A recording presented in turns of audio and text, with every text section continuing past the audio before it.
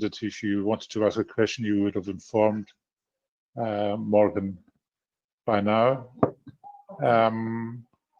If not, we'll just rattle on with apologies. I have none. Clark? Sorry, apologies from Councillor Delian Fry, Chair. Thank you very much indeed. Apologies from Councillor Fry. Any declarations of interest for anything on this evening's menu from councillors? No. Yeah, please, Stuart. Could I just declare my interest in item 8, Ventnor Community Food Bank, which is linked to Baby Bank, which I'm involved in. Sure, Councillor Milford. Thank you very much indeed for that. Chair, just a moment, if you would. We have a member of the public present. Ah?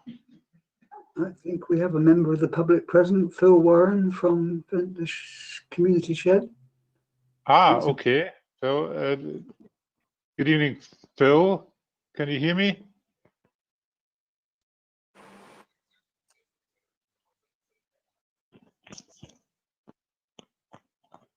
Ah, okay. So he's not, is he just wanting to listen in, or does he want to ask a question? Morgan, do you know? Okay, well, we'll bear with him just in case.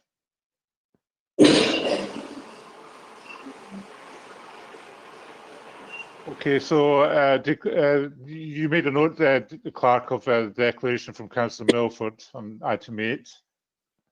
We've also been joined by Councillor Gary Peace, Chair. Ah, good evening, Gary. Councillor Peace, how are you?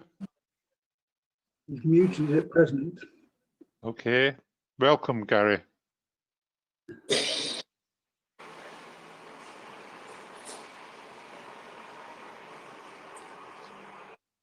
Right. Item 3 in the agenda, minutes of previous meetings, the Town Council meeting of the 15th of June 2020 for approval. You all have read the minutes. Could I have a mover, please? I'm happy to propose. I'd second. Councillor Cockett moves, Councillor Lucas seconds. As has been before in virtual meetings, unless somebody specifically says something now, we'll take it as read, unless there are any dissenting voices. Thank you, Clark. And for information only, minutes of the Planning Committee meeting held on the 16th of June 2020. Yeah. Thank you, members. Straight to the clerk for the finance report. Thank you. Thank you, Chair. 30th of June is the reporting date for this meeting, and at that point the balance of the Town Council's funds was 379,798. That the accounts have been reconciled fully to that date.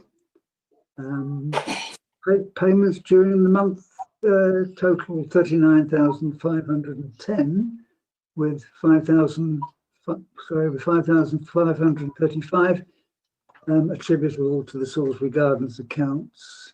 I've noted here, for those of you who look carefully at the list of payments, they include 2 payments which between them total 13,943, and I think everybody's aware of this from previous years, but for anybody who's not, including members of the public, that's because we organise a contract for Wallgate hand washing machinery in public toilets for a significant number, well, 11 other town councils besides ourselves, because that way we'll get a reduction of somewhere around 15% over the otherwise individually quoted price.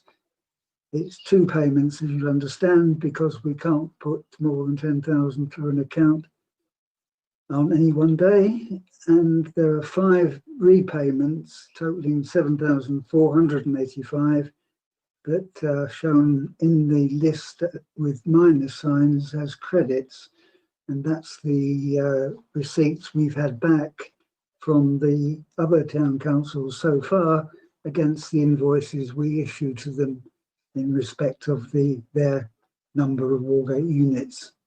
It seems to work very well, and they were all happy to stay with it again for another 12 months. The full list of payments is, of course, there as usual.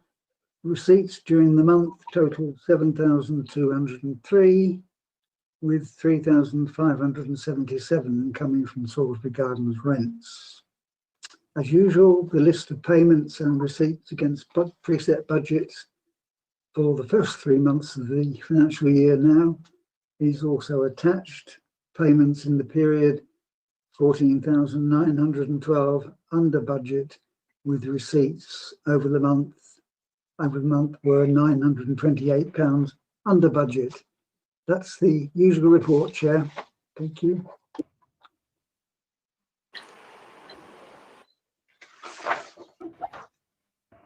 I beg your pardon, I muted myself, which is very unusual for me.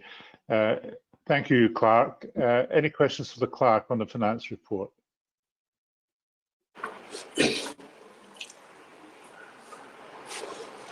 Not at all. Pardon? Sorry. Could I have a proposer that the report is accepted? I'll propose that. Chair. Councillor Toogood, seconded, please. Macaulay. Councillor Macaulay. Thank you very much indeed.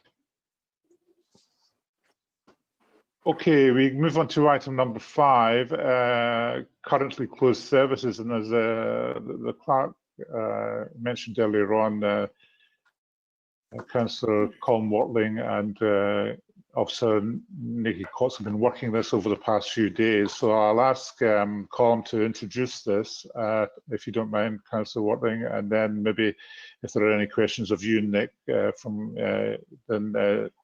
councillors might want to ask, then you and Nick would be prepared to answer. Over to you, Councillor Watling.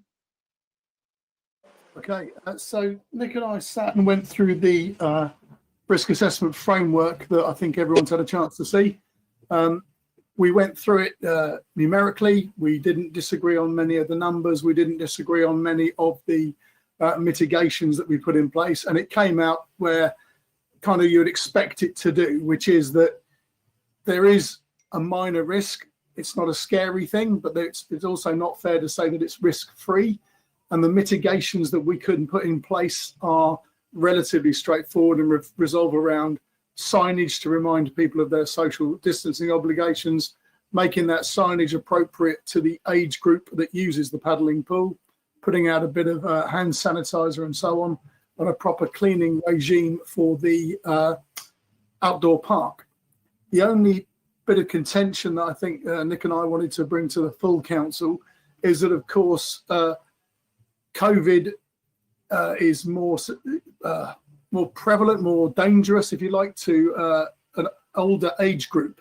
And did we want to reflect that in our published material? Did we want to start saying that elderly users are reminded to take a little bit more care with PPE and stuff like that? Or did we want to stay away from any form of, it's not discrimination, I suppose, but it's any form of difference in messaging between the younger and the older population in Ventnor? I think that mostly covers it, Nikki. Is that right? Yeah, that's true, Cam. Yeah. Okay. So that was the decision we wanted some thought from everyone tonight is, although the virus does discriminate based on age, I can also imagine the headlines if we were to put out slightly different messaging to more senior members of our residents, if you see what I mean. So let's have a think about that.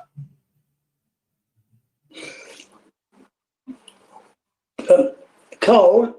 Yeah? If you put hand sanitizer out, how long do you think it'll last? Probably 10 minutes before children nick it? It won't stay there, will it? Well, that's a very good point, Jim. You've got to put the hand sanitizer up so that kids can't get to it because it's 60-70% alcohol. You know? And that's a problem in and of itself, isn't it? But with that problem alone, on your report, I only briefly scanned it. Actually, my wife did. I was reading my tea. I got in late. There's no real conclusion, is there? Not really. it points out a risk, and it's like a fair risk, but it's not. You don't at the end of the day say yes, let's open them, does it? That's up to you. What it says is here are the risks, and it's safe if it's safe enough if you mitigate against them. But that Councillor mitigate. Toogood, if I can, sorry, Colin, if I could just remind Councillor Toogood that the reason for the risk assessment which you and Nikki have done is so that councillors can come to an opinion and come to the conclusions of whether it's safe to open either or all of the different attractions, Chairman. So we'll go around the table and talk about that in a moment. Specifically, Alison, have you heard anything about the number 31? We were going to re-engage the owner about especially the drivers' safety issues. No, I haven't heard any more information, Chair. Sent 2 emails. I've obviously had the information back about the spraying that they can do inside the bus, but I've had no further emails back about mitigating the risk for social distancing.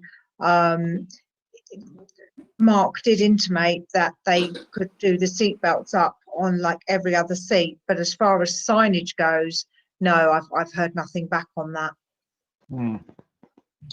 Okay, thanks very much, Alison. Well, I'll go around the virtual room now. I know Stephen will the Deputy Mayor will start with you first, Councillor Cook, if you don't mind, because you've got a particular interest in the number 31. Thank you very much. So, with regards to the risk assessment that's been done, I mean that's related to the outdoor gym and the paddling pool. Yeah. So my comment about that would be that I would support the reopening with the signage which has been discussed and with hand sanitizer which has also been discussed. My understanding that the moderate band in the risk assessment is between the figures of 6 and 10, and the conclusion was that we were around about the 6/7. So we're at the easier end of the moderate band. We're closer to lower risk than higher risk. So my comment about the outdoor gym and the paddling pool is to go ahead.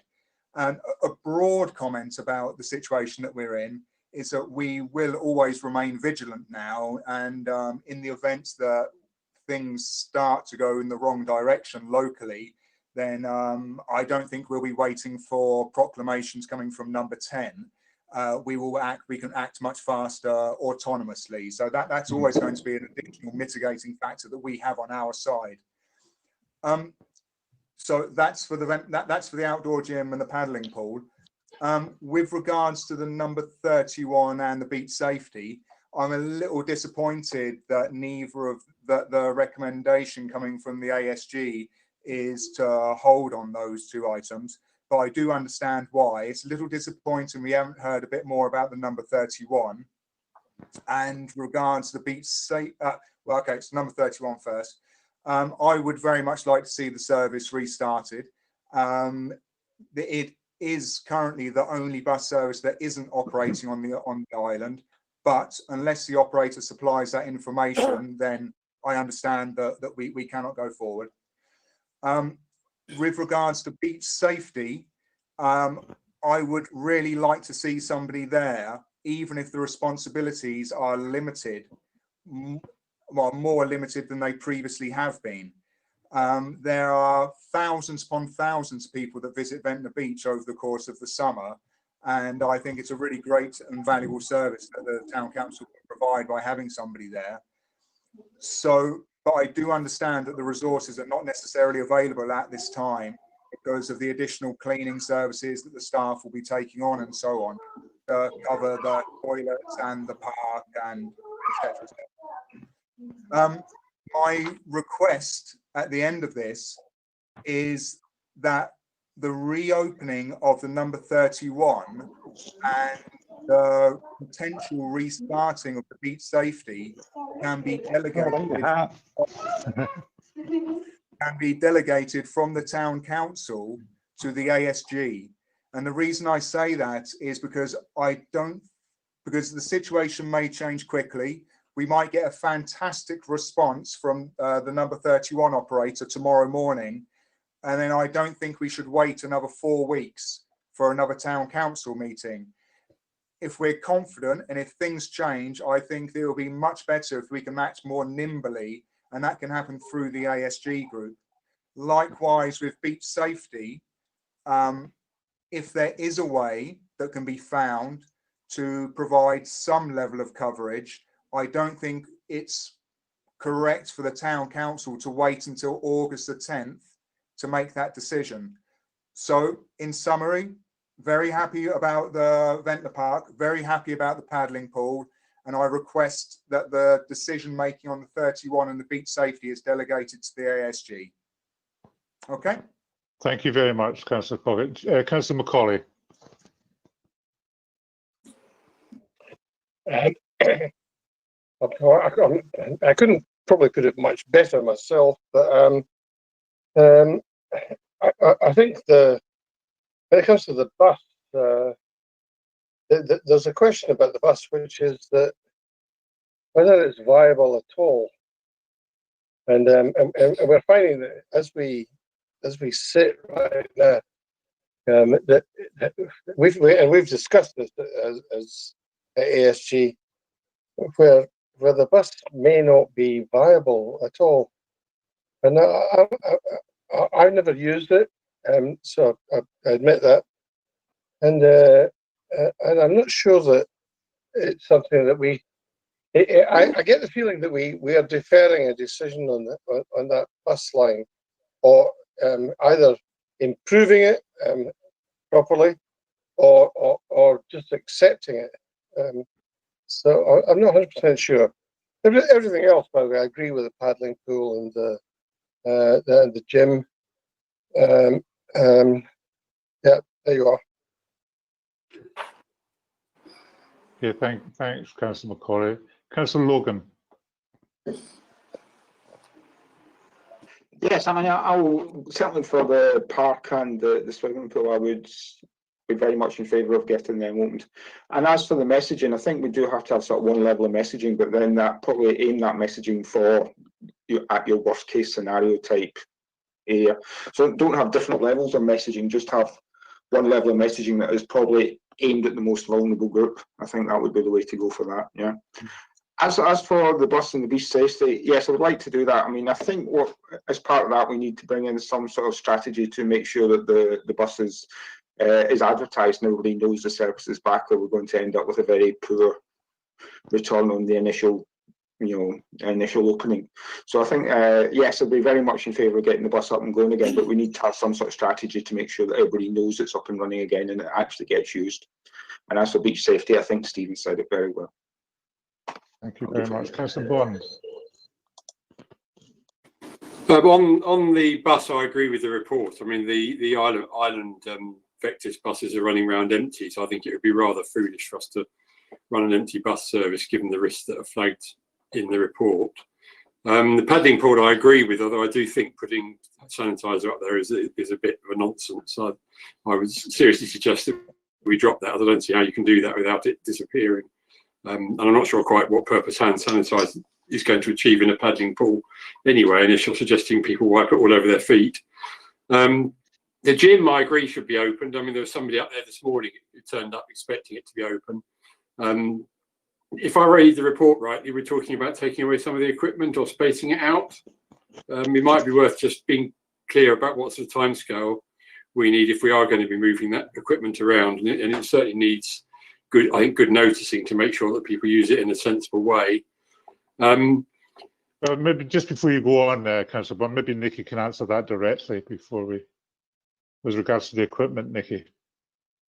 Ian, there's no process or even thought process about taking any equipment away. Maybe some protection on stuff which is multi-use, but it would be far too expensive and, quite frankly, ridiculous to start taking equipment away and storing it.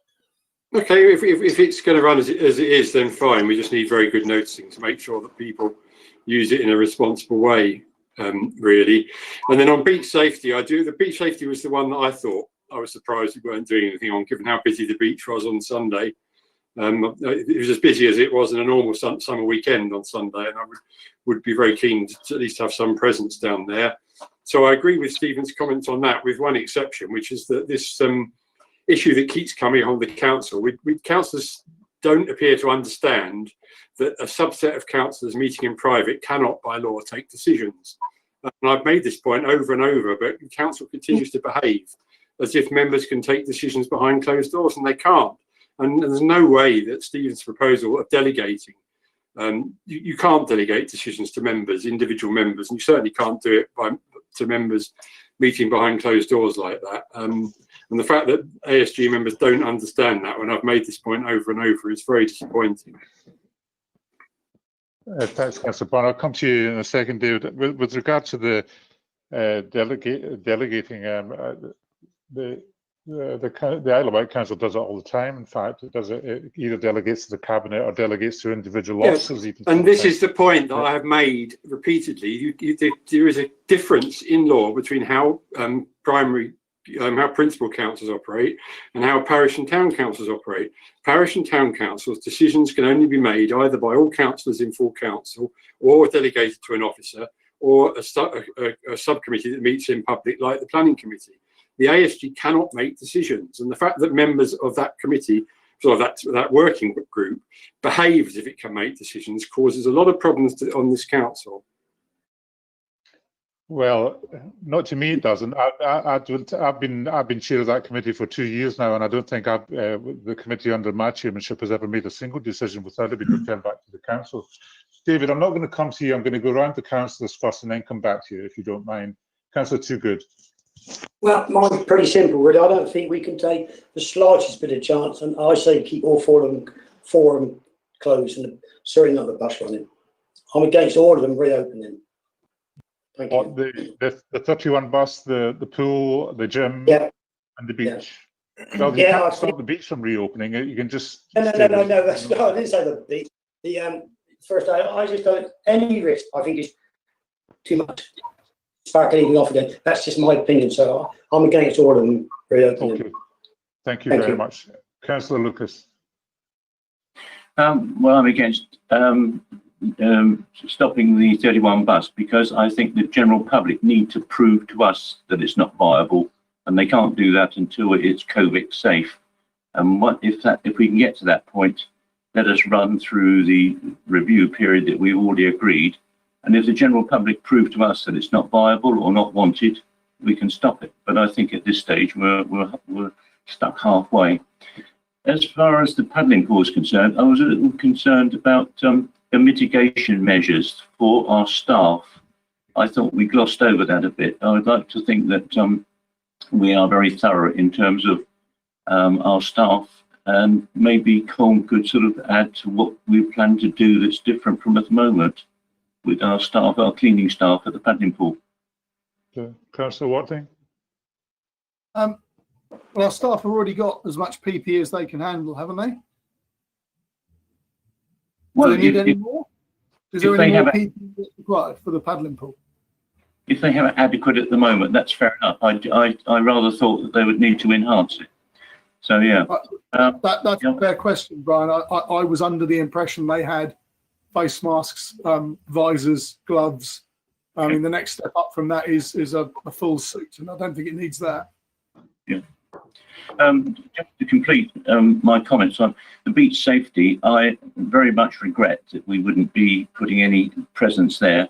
My suggestion was that if we could have at least a lookout with a megaphone there, we would be contributing a lot to beach safety, even though we weren't jumping into the water and doing rescues or doing first aid.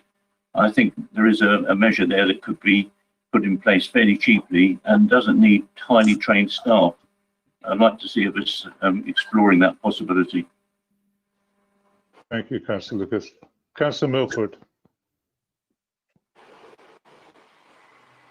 Thank you, Chair. I regrettably agree with the comments made about the number 31 bus. I just don't think it's viable for use at the moment with the need for distancing and having such a small bus.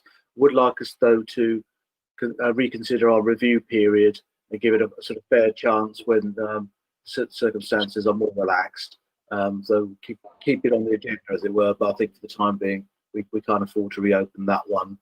In terms of beach safety, I think they've kind of balanced the risk of COVID with the risk of harm coming through other means of safety, safety issues on the beach. So I'd like us to see us provide some service, obviously though in the safest possible way, but provide what we can in a responsible, safe way. In terms of the general signage that we offer to the public, I don't think we need to mention elderly people in particular, but to just highlight that there are a number of vulnerable groups, and if people are in those vulnerable groups, then obviously they need to take additional precautions. Okay. Okay, thank you very much.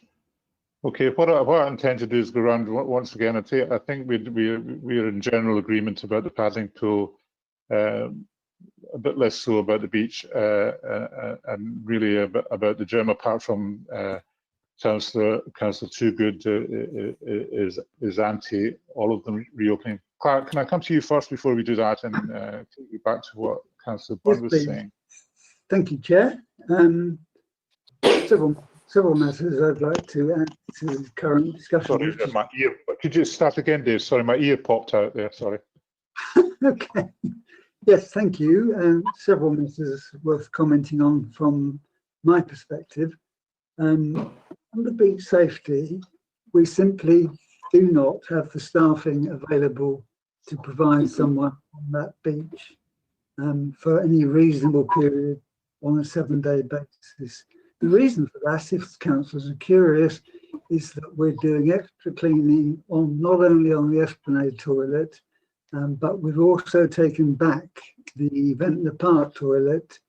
We are proposing that, as you know, if the outdoor gym is to be opened, we're going to clean that as well. And our priority as staff is to clean as much as possible, as thoroughly as possible.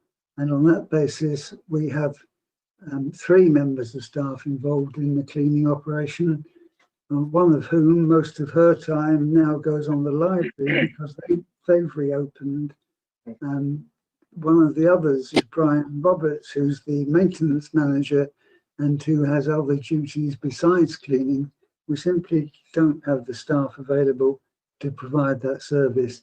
We are keen to sign it so that people are clear about who to contact if there is an issue, but beyond that, unless you want to employ somebody else, we don't have enough staffing capacity at present.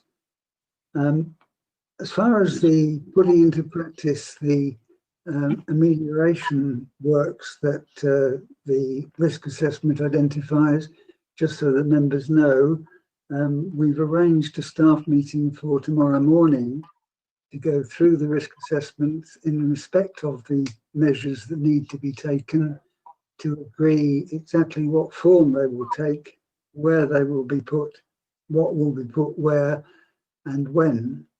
We're very keen to plan that properly because, as you know, the government guidance is that you can open these facilities as long as you are reasonably content that they are reasonably risk-free.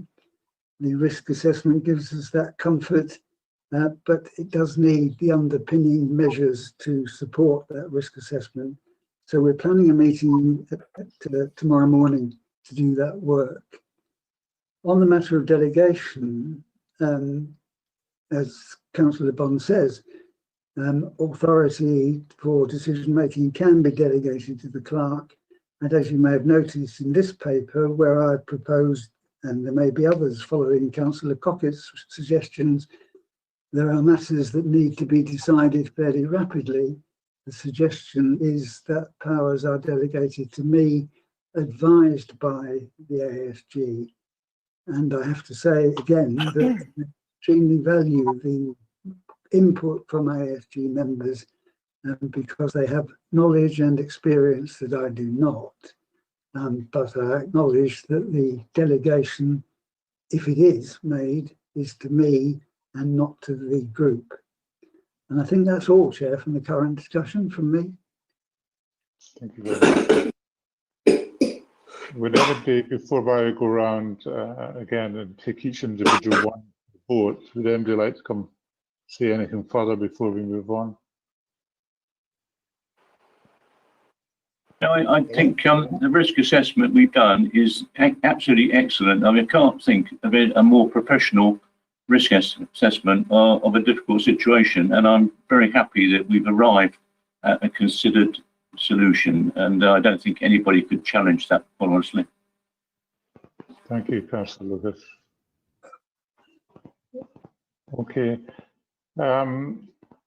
I haven't spoken on this before this meeting, but I'm with Councillor Milford and Councillor Bond here with, and I think Councillor Toogood with regard to the 31 bus. I really do think that we're flogging a dead horse here, and that might be an unfortunate metaphor to use or an unfortunate analogy to use, but I think in the current circumstances, we really couldn't take the risk of bringing it back on the road, as it were. I mean, I would be open, obviously, to bringing it back in the future.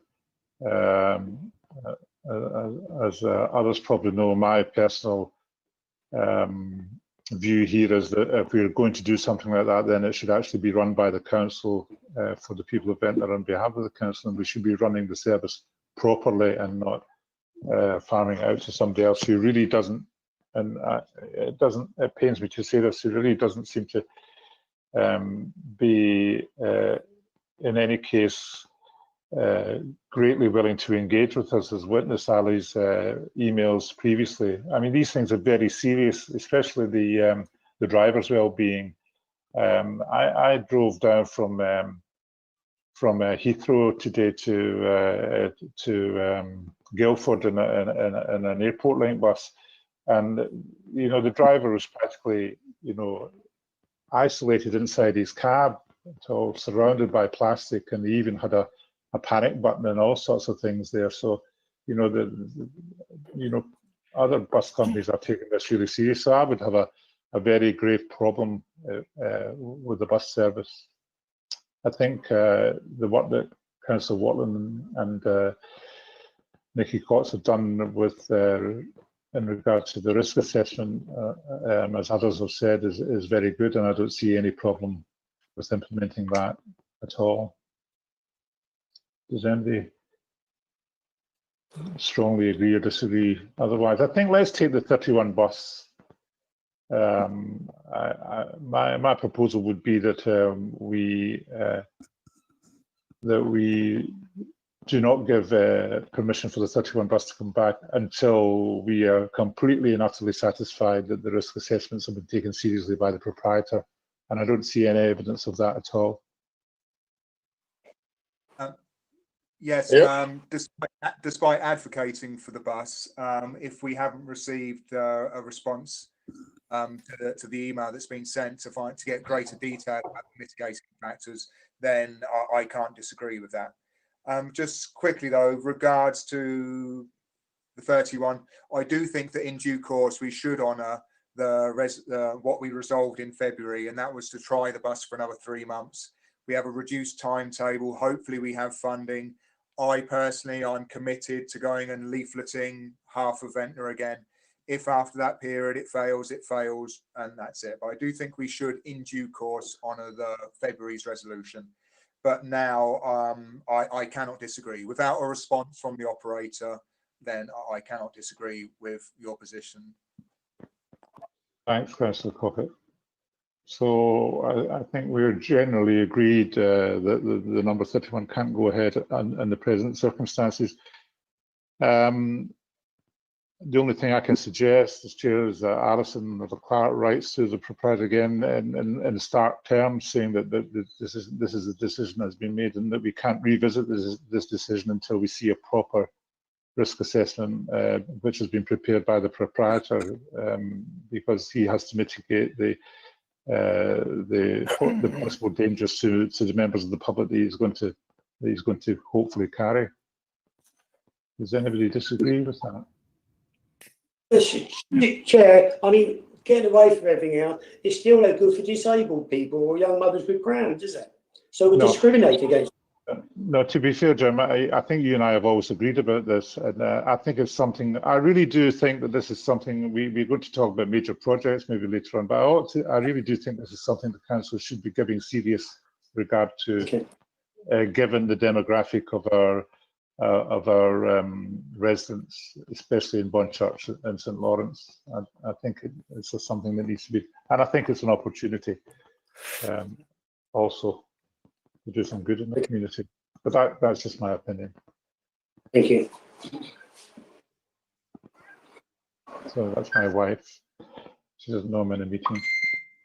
Okay, so where were we? Let me just bring it up again in front of me so that I can refresh my memory. Is the 31 bus, the paddling pool, we agree. The outdoor gym. Councillor Bond, do you have anything further to say after Nikki has spoken about that? I'm happy, Chair. Yeah, thank you very much. The beach safety is something else that, like previous members have said, which I worry about because of the fact that if we're going to have somebody there, I think they have to be trained first aiders for the start. I really do. And whether we can afford to do that and then go through a selection process, I don't really know. I mean, the size of, I think I said in the SWG the other day there that, the size of Ventnor Beach compared to, for example, Ryde, Shanklin and Sandown bears no resemblance, and they don't have anything like the presence that even we've got. The first aid hut is just not fit for purpose under the present circumstances. There is no room to swing a car. It's less than a metre wide. I think it's about 1.5 metres long, something like that. Maybe Jim probably knows better than me what the dimensions are. 3 metres long by 2.2 wide. 2.2 wide, yeah. So I just don't think you could not have 2 people inside that under the present social distancing regime legally. I just don't think it can happen. So, I mean, I'm open to suggestions. I don't really know what the answer to that is, but I don't know if we can afford to have a full-time person. We just don't have the staff to do it. Nikki. Yes, I was just looking at the Coast Guard, Director of HM Coast Guard. That's Claire Hughes. I met her once, actually. Very nice lady. And she's following the government guidelines, generally saying to local authorities and people that the government guidance is clear. If you intend to swim when visiting the coast, you should only do so at beaches where there is a lifeguard presence. Our biggest problem is that Brian has a family, and whoever we put up there, I mean, I'd be quite happy to do it, but go down there with a tannoy and things. The trouble is, being a swimmer myself and being a sea swimmer, and also in the past, up until about 4 years ago, a sea rower, okay, with a rowing club, South Sea Rowing Club. One of the problems about Brian is that he will go out and help anybody, and he has done a lot of good over the last years that he's been a lifeguard down there. And the trouble is, if you see somebody there with a tannoy saying, do this, do that, they will automatically assume on the beach that they are the lifeguard. And then you end up with problems. My son is drowning. Can you come and give him the kiss of life, etc., etc.? And then somebody turns around and says, well, actually, I'm not first aid trained. And well, what are you doing here? And we could end up in a real problem. If we live between the zero, nobody there, and somebody there full-time to do a full-time job, if we live in the middle of that, we could actually end up with more problems than we care to deal with.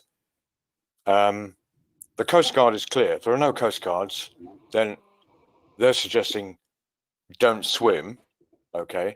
On the other hand, maybe our signage is important in this situation, or our flag.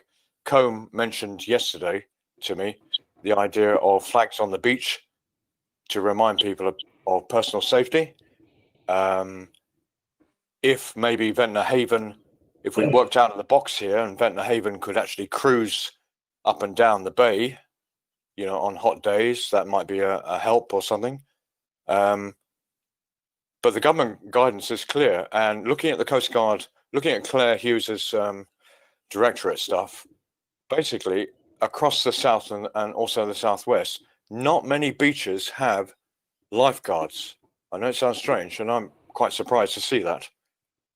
But I don't quite see why we should put Brian particularly at risk, even though he's ex-Navy, even though he's first aid qualified, even though he's a reserve Coast Guard. I'm not sure why you'd want to put somebody at risk at the present moment. Sorry that I waffled on there, but no, Nick, I think I agree with you. And we have a duty of care to Brian as one of our employees, and he's not trained. He would have to undergo training because it leaves the door wide open if something were to happen and it was proved that he was negligent in trying to do something, even though he was acting in the best interest or acting as a human being trying to help a kid or an adult, for that matter, in danger in the sea. He's just not trained to do it, Nicky, I don't think. And I think it leaves us open to all sorts of problems if we were to go down that route. I may be wrong, maybe the clerk can advise otherwise, but I just don't see the benefits here. I really don't. We have the 111 system and we have the Coast Guard system. And these are the two systems that people ordinarily would use if there were problems in any other respect. And why should the beach be any different? I think that I think for next year we must put proper lifeguard in the budget. I mean, I can't think of many young families that would come to Ventnor and say, "Oh, we'll put our children down on the beach and we don't really worry about the safety issue." It's a big factor for young families, and I think we owe it to the tourist offering of the town to make sure that the beach is safe. Even though it might be different from other beaches, there's no reason why we shouldn't be different from other people and make it safe and a welcoming place for families and young kids on the beach. So I completely agree with you, Councillor Lucas. It's just that you're absolutely correct. If that's the route that we go down, that's what we have to. That's what we have to do.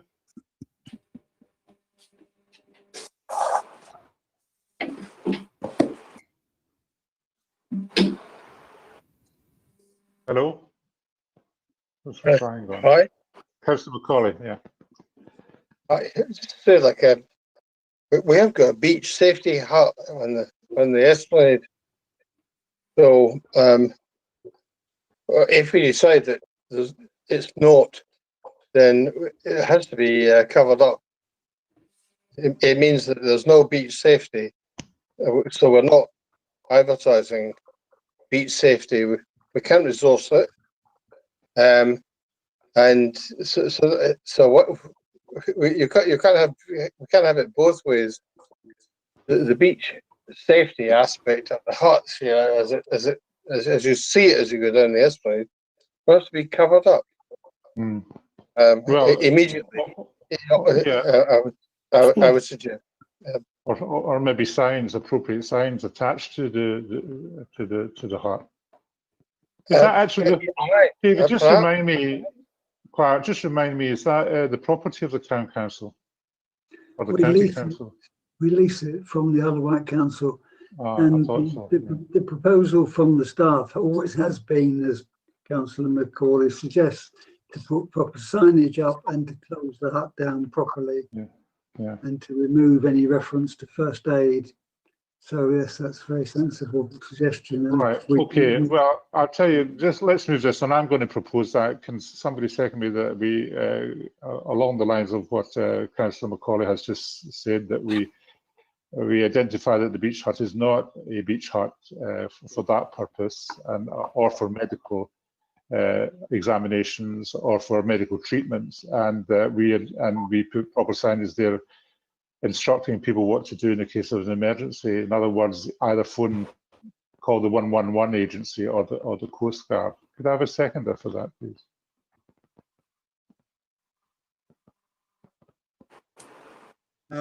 Yes, Mayor, I will second that. I mean, it looks like after this conversation, we are headed really for the exact recommendation as laid out in the paper.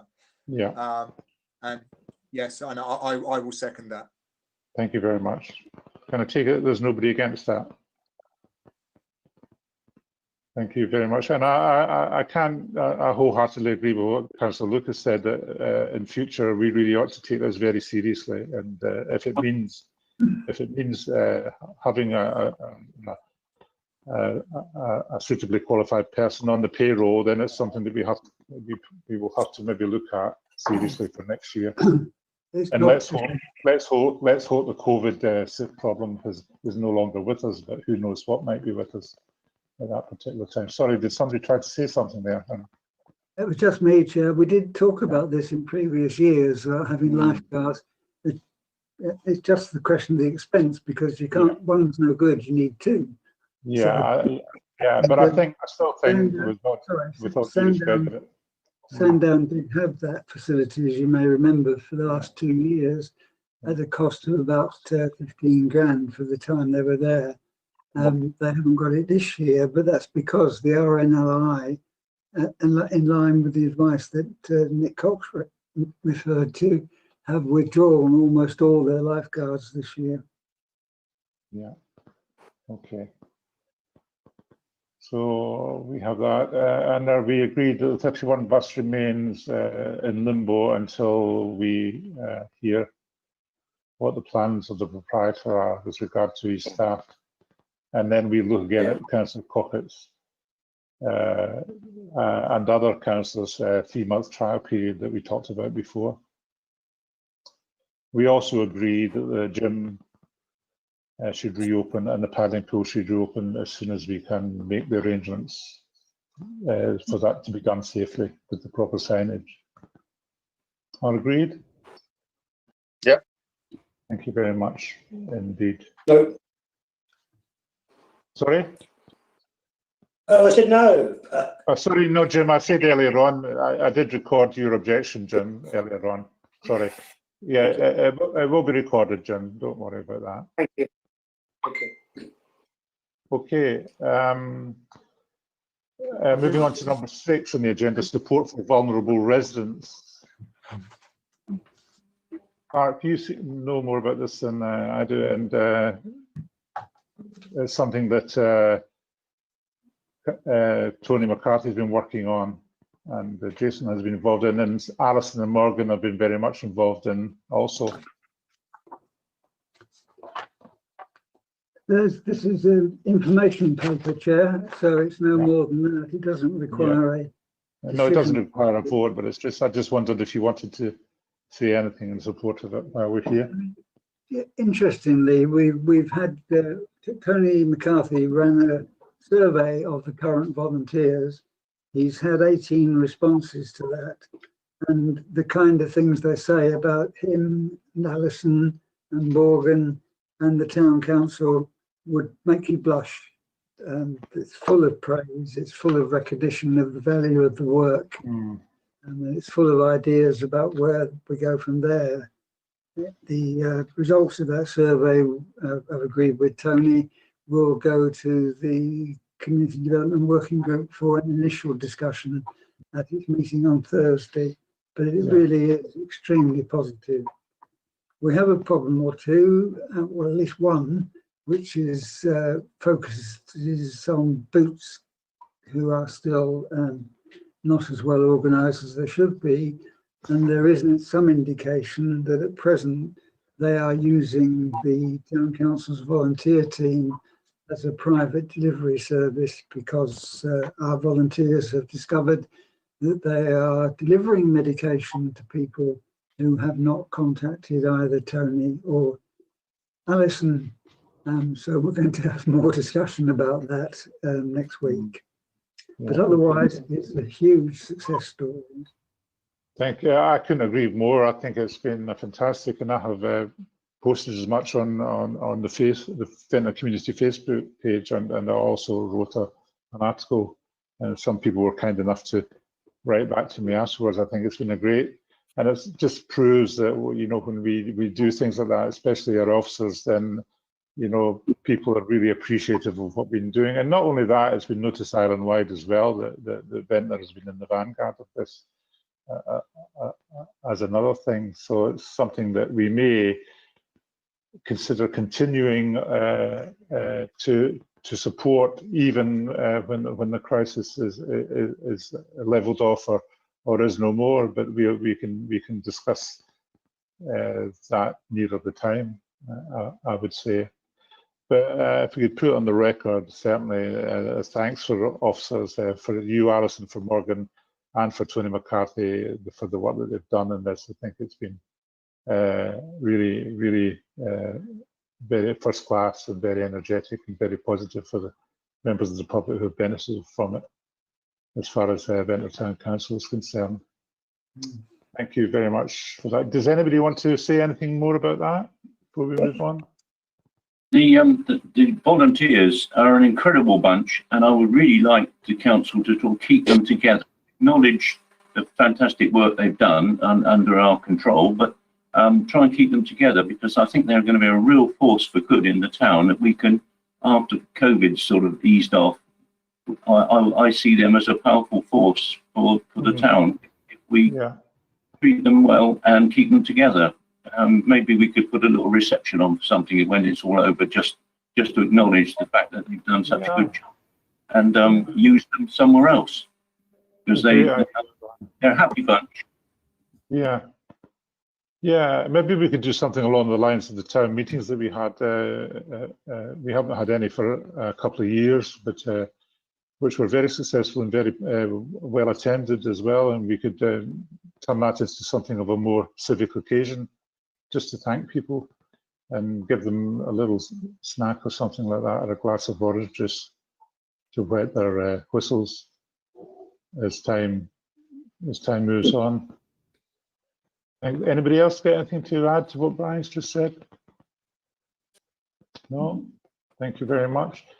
Okay, excuse me. To number 7, major projects assessment, which the clerk alluded to earlier on, and for things that might be supported or put forward or be recommended for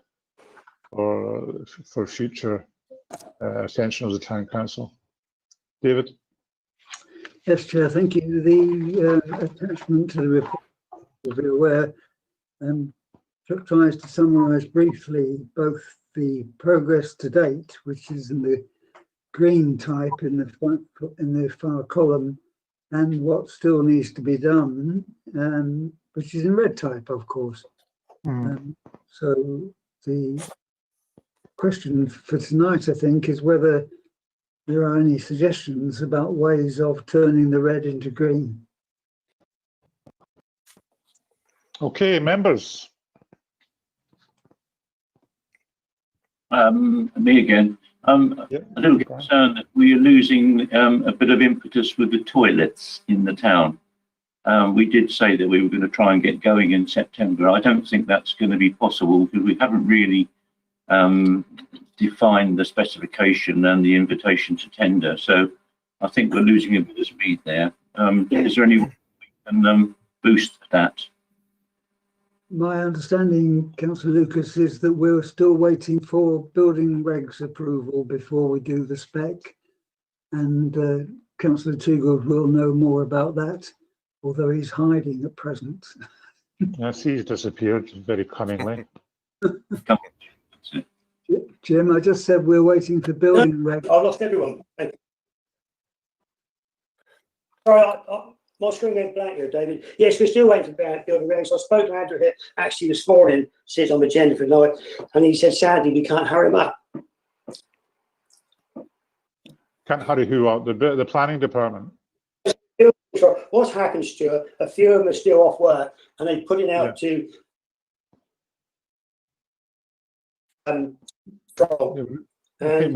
we're losing you a bit. We just can't hurry them. Sorry, it's in hands of the private building control office, and we just can't hurry them at all. And who's got their hands on the reins of that? The Isle of Wight Council. Correct. Yeah. Yeah. Okay. Is Councillor Peace still in the room? No. I'm just asking if Councillor Peace is still in the room, because what I was going to ask him about the other thing about the social distancing, but if he's not there, obviously I can't ask him.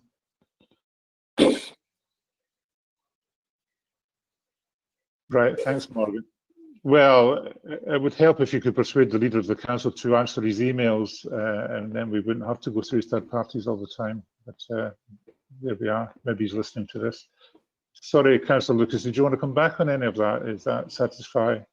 No, I mean, I realise that you can't move these people there, and it's dangerous to move on without them. That's the trouble. Otherwise, you're unravelling things that they're not happy with. So I have to wait. Right. Okay. Anybody else got anything to say on that? Does anybody think, just while we're here, Steve has. Sorry, I beg your pardon, Councillor Macaulay? Steve has. Has what? I just wanted to quickly comment, if I could, Chair. I'm not quite sure we've actually resolved this issue of whether we're agreeable to paying the full rent that the Isle of Wight Council wants to take up the spaces for the toilets. I don't think we've ever. I know we sort of skirted around it by saying, you know, they could expand the car park number of spaces, which they don't seem to want to engage in it. But I kind of feel that this council is opposed to paying the sort of 5,000 or whatever it was to permanently rent those spaces, and I just don't think we can move forward until we resolve that one. Because you see, well, sorry, Steve, we were going to come to the central car park in any case, in which we could have brought that up. But no, you're absolutely right. Well, it is part of the major project, so we will stay on that for the time being. And no, I think you're quite right. I think that's already been discussed, and I think the feeling was that they could whistle in the wind for it. It's robbery, really, in my opinion. And I don't think we've heard any more about it, have we, Clark? Just to comment on that, Chair, if I may.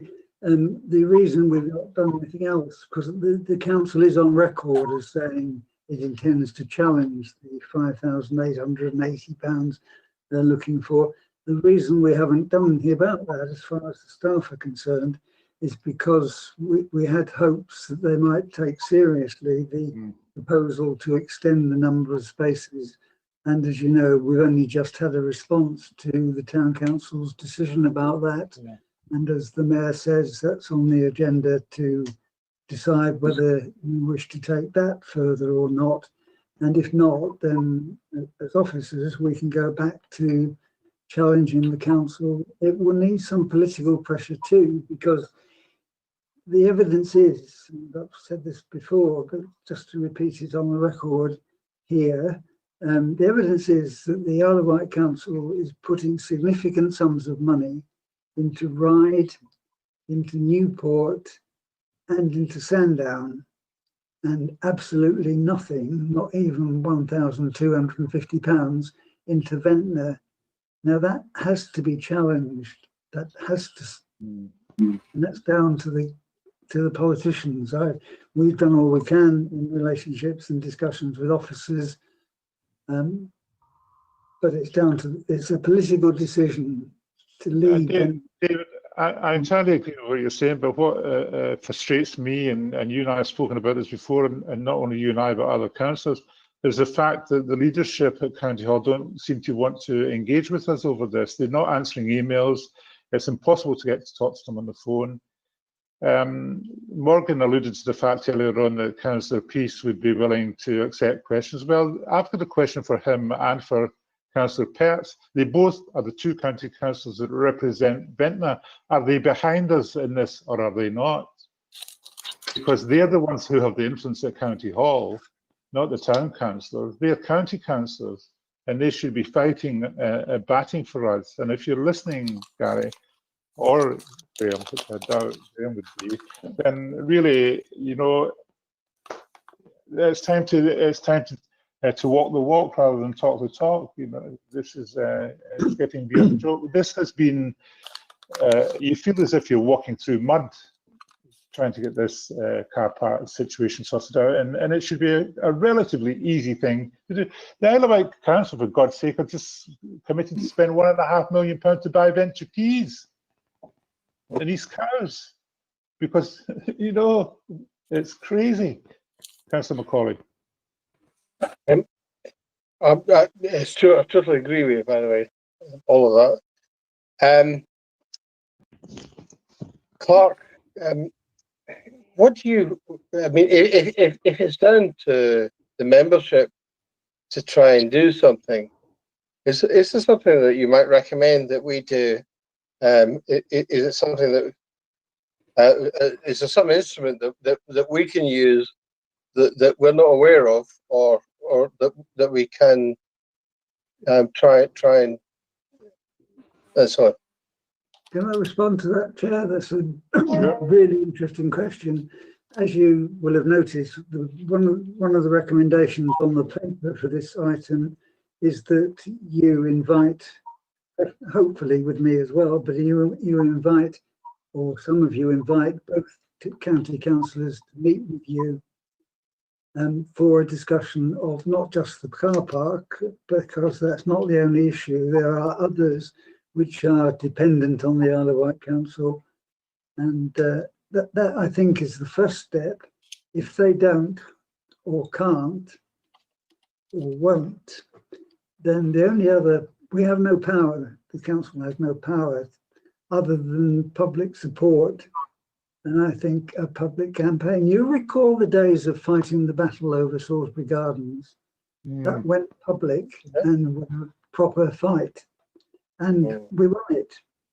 And I don't see any reason why we shouldn't win in terms of bringing political pressure to bear through public support on these issues, because the fact that 3 other towns on the island are getting substantial investment, while Ventnor, with some of the highest deprivation on the island, is getting nothing, ought to be something that Ventnor residents would be up for supporting. So I'd talk to the county councillors first, and then I'd go to war. Chair, may I respond to the clerk? That's a serious statement of intent. Certainly, Jamie. I totally agree with you. And if the first step is that we need, as a unanimous body, to say that we feel we are being ousted, and I would realise one thing from what you've just said is that timing is so important. This money comes and goes in fractions; it disappears.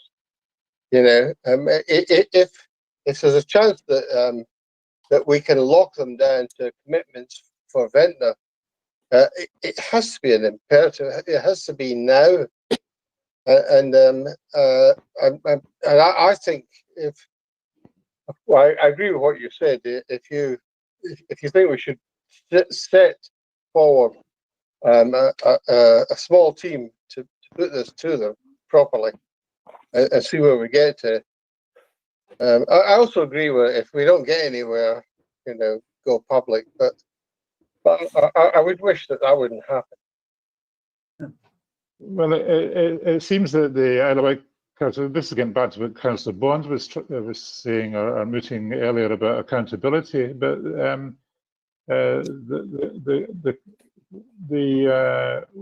we had a meeting last week in which we reported back to you about the social distancing measures that the Isle of Wight Council were going to put into Ventnor. They were going to take away the on-street parking. They were going to put big barriers down the High Street and Pearse Street, and to ensure that the pavements were widened and take the bus stop away and introduce a 20 miles per hour limit. This was all done in a public meeting at which David and I attended and Nikki Cox attended. There were 25 people at that meeting. They released a press release saying that it was always going to happen, and then the clerk gets an email from an officer of the council saying that the cabinet had decided to stop it. After all that, and the leader of the council was the person who was pushing it in the first place. So this is the kind of thing that we're up against. It just makes you wonder whether, whether we can have sensible discussions, and maybe it is, as David says, time to just take the gloves off and just go for it. I don't really know what else we can do about it. Nikki?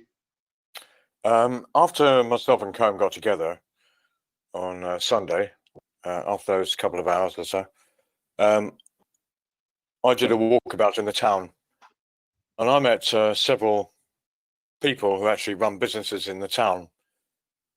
And the first encounter I thought was, okay, not coincidence, quite strange. The second encounter I thought was even stranger, and the third one was even stranger. And in each situation, after, hello, Nikki, how are you doing? Thought you were dead, haven't seen you around, etc., etc., they then said, we have managed to overcome having the barriers in Ventnor. I said, really? And then that was the first one. Then the second one, I met the same conversation to start with. We've done it. We don't want those barriers there. We made sure they weren't going to come to Ventnor. Right, okay. And I moved on another 300 yards and I met another retailer who was just closing up his shop, and he said, oh, hi, Nikki. How are you doing? Same conversation again. Those barriers, we've managed to get them, have them removed. We're not going to be like other towns. We don't want those barriers here. And by the time I got to the car, I wondered, suspiciously paranoia or what, how on earth the traders had managed to come to such a conclusion without any representation from Vent Town Council, had they had some collusion with the Isle of Wight Council, etc., and how they knew before even I did. And I'm usually on the ball about these things. Yeah. So I'm a little bit queered in myself about all this. Exactly what the hell is going on? You're not alone, Nikki. I can say as much as that. Jamie? So just to go back to the point of order, which is that I fully support an initiative led by the clerk, where members assisted him to try and resolve this issue. Yeah. Could I just point out that Morgan has just emailed me saying that Gary has been in touch with him, saying that he finds that he's listening to this, but he would like the right of reply, and I've suggested that he comes back to the meeting as a member of the public at the end of the meeting, and we can try and sort something out. Okay. Let's we sort of got thrust away there, but we're still in the major process assessment. I just wondered if there's anything that members feel particularly strongly should be getting done that isn't being done, or we should be putting more emphasis on as the things that the clerk has highlighted. Does anybody have a particularly strong view? I think it's a really good idea to get a regular meeting with our county councillors, and another good idea to get into Dave Stewart on a regular basis. I think one of the reasons that other towns are getting a greater share of the available money is because there is a perception, certainly in the regeneration department I'm closest to, that there is a return on the Isle of Wight Council's investment for those sort of projects. Yeah, that's why they are focusing their efforts there. That doesn't absolve them of the responsibility to take Ventnor fairly, but if we could show them something with a commercial return, I think they'd be much more likely to engage. Yeah, I agree with you, Councillor Walking. One of the drawbacks here is, of course, that the Ventnor's not a political council, but some of these decisions are very politically motivated, I'm afraid to say. I might be ordering myself a hostage of fortune by saying that, but that's what it seems like sometimes. And to be fair about your other point, Gary Peace has generally, I think he's been to the majority of our meetings since he was elected a county councillor. Graham Perks hasn't been to one, but Gary has certainly engaged with us, and we've made a point of asking him to take points away to speak to his colleagues about at County Hall that we feel strongly about, and he's assured us, and I believe him, that he's done that. So as far as that's concerned, I don't really have any problem about Councillor Peace's involvement along those lines. Okay. Right, shall we move on then to, sorry, David, you want to write a reply to that? We don't seem to be getting anywhere as far as the major projects. Well, there's a recommendation, fairly straightforward. It suggests that you note the progress to date and ask the Isle of Wight Council members for their assistance in progressing these projects. Yeah. And that seems to be agreed. So, yeah, and I think that's the mood of the meeting. And if Gary does come back at the end, then we'll emphasise that point to him. Okay, community food bank. Yes, and Stephen has expressed an interest in this. Sorry, has declared an interest in this. David. Well, anybody can look at what they know. Again, this is an information paper, and whether the council wants to respond in any way is obviously a matter for you. I went to see the people who are running the community food bank, and I made a personal comment to them that since this council is supporting them, even if it's morally supporting them, I think it's very important that they keep records, anonymous records of the support that they give to people. Why I say this is previously the food bank used to work on vouchers, and vouchers were issued by professionals, doctors, nurses, and people who knew that certain characters were in trouble. And that was the basis on which they gave out foodstuffs. Now, if these people are working on a different basis, I think it's very important that they keep themselves safe in terms of people not accusing them of putting out foodstuffs inappropriately to people. And so they are going to keep records, anonymous records, of the sort of family situations that they are supporting. And I was very impressed by the approach that the two people who were running it there were taking, and they're getting good support from the food bank proper too. Thanks, Mark. Steve, Councillor Milford, did you want to come in? I'd say I've been involved with the volunteers. Yeah. So with the baby box, yeah.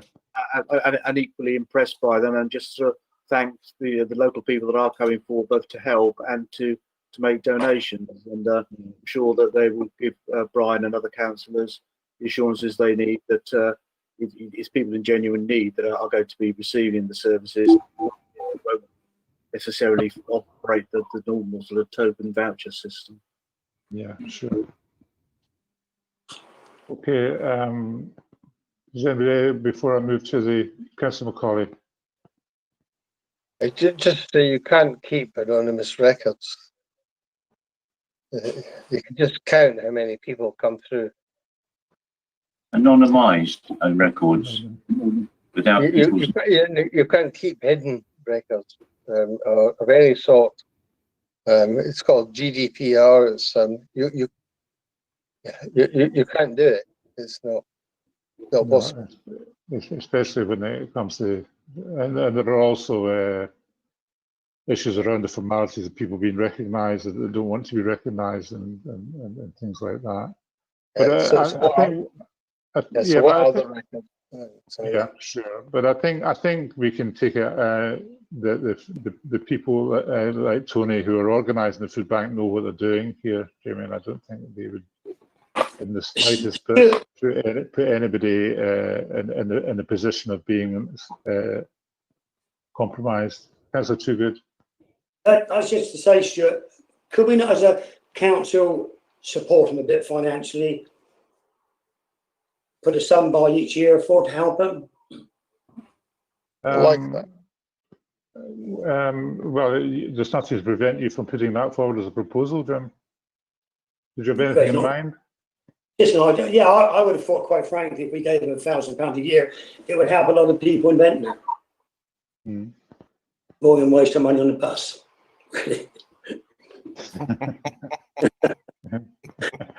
Much happier. Oh, hang on, I'll bring a saucer of milk up to Belgrave Road shortly for you. Thank you, mate. We're down the seafront at the moment. That's I don't see why we can't support them by £1,000 a year. Okay. Certainly this year, and then look at it. Okay. No, I don't see Councillor Macaulay. I totally agree with Jim. Do you want to second that proposal? I second it. Yeah, if it's a proposal, yes. Right. No, Let's have the motion that Can I just raise a note of caution there before we all get carried away? If you do that for them, you have to do it for every charity, or you have to show a mechanism by which you chose one charity and not another. That's why everyone has to bid for public funding. When it's a state aid thing, you can get away with it through de minimis and all kinds of stuff like that. But arbitrary decisions about which enterprises are in recipient of taxpayers' funds, it isn't really allowed. I mean, I don't know if the clerk's got anything to say on that, but I'm not against it. But you have to make it fair to all the other charities. Well, just a sort of slight answer to that, Colin. Ventnor Town Council as an entity did used to support a grant system, and people were invited to come along to one meeting in a year and make a pitch to the councils, who would then agree or not which organisation was to get how much. Absolutely, that's not an arbitrary decision. That's a process. I get that. No, but I understand that, but I'm just explaining the methodology of what happened in the past. Maybe the clerk can advise you, but I don't think, and we might have a debate about this, but I don't think, I certainly hope not, but I don't think there's if the town council wanted to show its commitment to the food bank by giving them a donation on behalf of the townspeople every year, that would be something that the townspeople would frown upon. The two people who know more about that from a financial point of view are Steve Milford and the clerk, probably. I don't know if you get any view on that, Steve. There's no point in us analysing all these deprivation indexes every year and getting all screwed up about it, unless we take the option to help the people who are at the sharp end of these deprivation. So, I mean, I would certainly support it if we can find a way of doing it correctly. Yeah, I agree, Brian, but we do need to do it properly. And you know, saying that a charity does a good job, let's give them some money with no criteria, no objective, no process, you know, no monitoring. That you can't run the council like that. Well, David, how can we do it properly? I take on board both Councillor Bond and Colin Watling's proposals, but and on those grounds, I would be very reluctant to commit to an ongoing commitment to that. I think that you could make a reasonable case for startup money, given that's where they're at, and that the food bank was left in an extremely difficult position because the Isle of Wight food bank itself decided to close it down. The council clearly doesn't want it to close down. Starting up is difficult to do. I wouldn't have personally a problem with a grant for a 1 year startup support, given, as Councillor Lucas said, our strategic commitments are to address deprivation wherever we can, and we don't actually do much of that. I think we could do something here that would be defensible if it was 1 year only. Okay. And do you want to say anything to that or against it? Councillor Cockett? Yeah, I do take on board the points from that everybody's made some good points actually. But should we not speak to the people who are running the community food bank first as well? You'd want a proposal from them as to were the council to offer them startup funding. You know, how would it make a difference to their performance? What would they spend it on? How would they monitor the spending, and how would they report back that we've got value for money? And that's not unreasonable. Thinking you could do that on a side of A4. We're not asking for a great big document, but you want something in writing from them. Yeah. We've done something. That's a really good suggestion from Councillor Bond. We did something similar. David, could I just come in there? The problem with that seems to me to be that we were not inviting the food bank. This was done on one of our councillors' recommendation that we show our commitment to the food bank by giving them a donation towards their startup, if you want to call it that. There was never any indication that others would be involved. Whether that's right or whether it's wrong, I'm not getting involved in that argument. I'm just thinking as a one-off donation, in view of the fact that the trust who were running the food bank decided to pull out unilaterally and leave them high and dry. I was only making the point, Chair, that there is a precedent for this because last year the Town Council made a commitment to a charity called Gift to Nature, but it came with an agreement with them as to what the money would be spent on and that they would report back. And I doubt there's a problem with that with the food bank, from what I hear from Tony McCarthy of the volunteers who are involved. I'm sure they would understand that, although Councillor Milford may know more than I do about the group. Yes, Steve. Obviously, it's different for me with my sort of interest in this, but I'm sure the group could comply with any reasonable request for information. I think the starting point that the original food bank pulled out because they said there was a lack of use.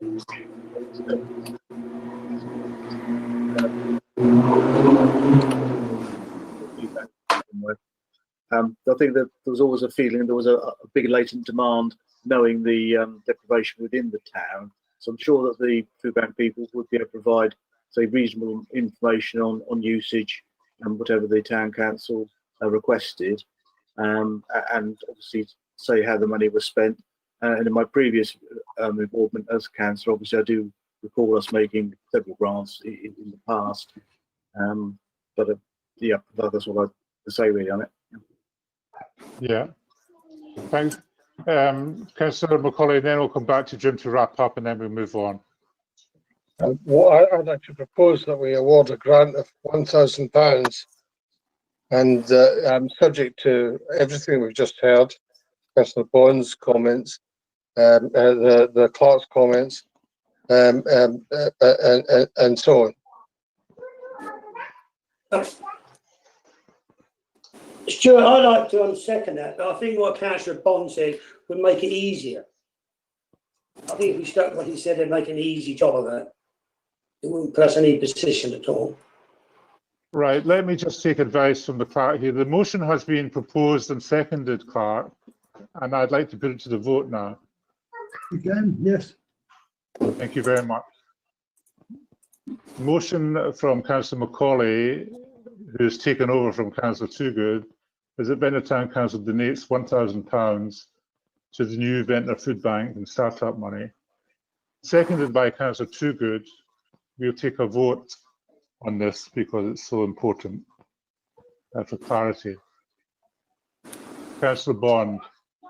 Well, Chair, I mean, although I would support doing it properly, I can't agree to the wording you've just read out. And members have to think the worst case, if the food bank folds and the money can't be found, and a member of the public comes along to the next meeting and says, where did that £1,000 of taxpayers' money go? We wouldn't have a leg to stand on. So we need a proposal from them that sets out what they're going to spend it on, and then and how the spending is going to be monitored, and a commitment to report back in a year's time. Then I would happily support it, but I can't just support doling out £1,000 because somebody thought it was a bright idea in a meeting with no officer advice, no report, no process. So I Well, have to vote against. there'd be no charities if people didn't think were bright ideas in the first place. But I think you slightly missed the point here.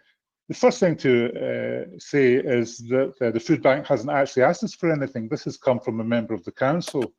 Well, exactly. As a recognition of the good work that they are doing in the circumstances that they found themselves in. But sorry, Chair, the council's job isn't to meet every month and dole out money to people we think are doing a good job. A proposal has been properly put by a councillor and seconded by another councillor. My job as chair is to take it to the vote as long as the clerk rules it in order. Well, Chair, I gave you my vote and you came back and argued about it. I didn't argue about it. I didn't argue about it. Well, I told you I was voting against. Go move on to the next councillor. I just say, okay, Councillor Logan, yes or no?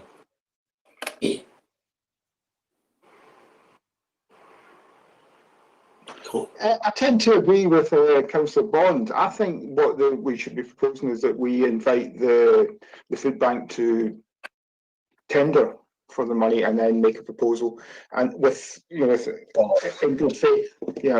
I tend to feel that just this kind of let's just do it thing is not quite the way we should do this. What I would like to propose is that we contact the food bank and ask them to tender for the money. Well, the motion has been proposed and seconded, Councillor Logan. So well, I'm sorry, I can't go with it as it stands. Okay, Councillor Macaulay. I go with the motion, and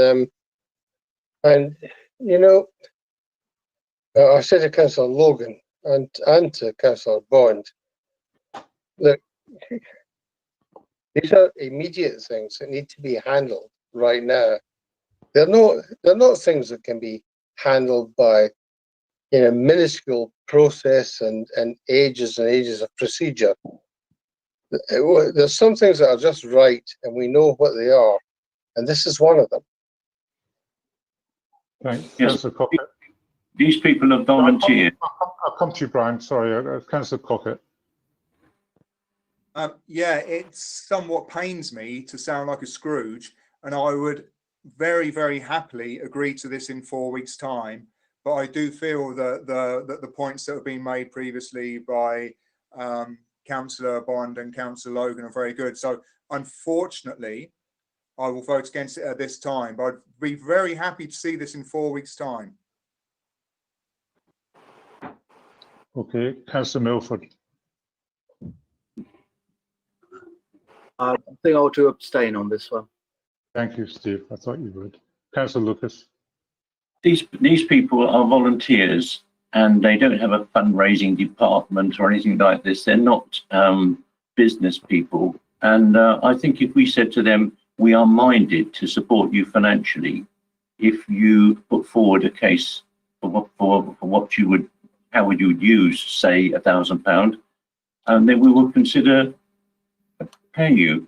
But we can't, without knowing how they're going to handle it, agree to do a sum of money, even though I personally think that they would not misappropriate it, they would use it very well.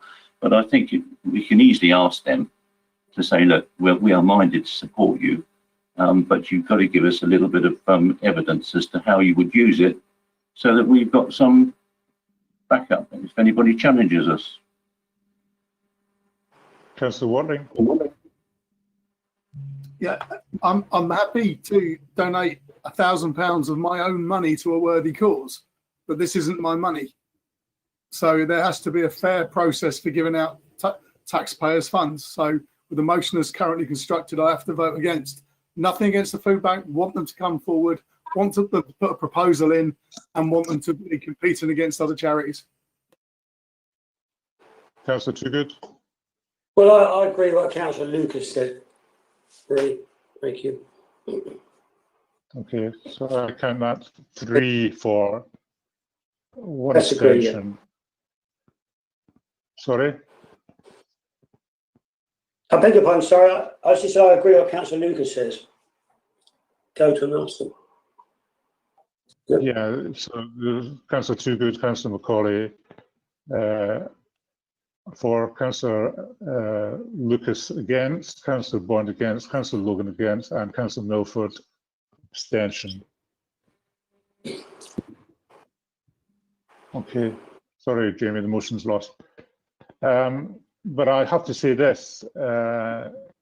I agree with what you said, Jamie, that this is, you can get wrapped up in red tape over some things. And I know Councillor Bond has a little beanish one about accountability. But for heaven's sake, these people are desperate. You know, a month is a long time for some of these people. And it ill behoves people like us to sit in judgment of them. And that's all I'm going to say. Sorry, Chair, there was no suggestion of judging them. We have no information on. Well, that's not what it sounds like to me, I'm afraid. We're worried about somebody's going to come and ask us an embarrassing question. I'd be quite happy to answer any amount of embarrassing questions about it, quite happily. Central car park, we've discussed. David, is there anything else? I'm really getting a bit, I don't think I want to be going over old coals on this. We'll see if Gary comes back, shall we? Just before we leave that, Chair, there is obviously support in the room for exploring the grounds on which financial support might be provided. Does the council, would the council support Tony McCarthy working with me to provide for them to provide us with the proposals that you've asked for? Or do you? I haven't asked for any proposals, Clark. No, I know you haven't, but the feeling of the meeting I've heard is that there are councillors who would support a scheme or might support a scheme if there were a written application or a written indication of what the money will be spent on. So I'm just reluctant to move on, given that that level of support seems to me to be there. Yes, can I come in? In those circumstances. I mean, I agree very much with what David's saying here. All we're saying is, I would love for the Ventnor feedback to have £1,000. We just need the audit trail to go with it. Yeah. So what David is proposing there is exactly what we need to do. If Tony can work with them to come up with a proposal to say, yes, thank you very much for the money. This is what it will be used for. This is where it will help. I'll be happy to go there. And on that basis, I don't think we really need to wait another 4 weeks. Chair, nobody's saying, but I don't think there's many people in this room in this meeting that would say they don't want the feedback to have the money. It's just the process of getting the money to them.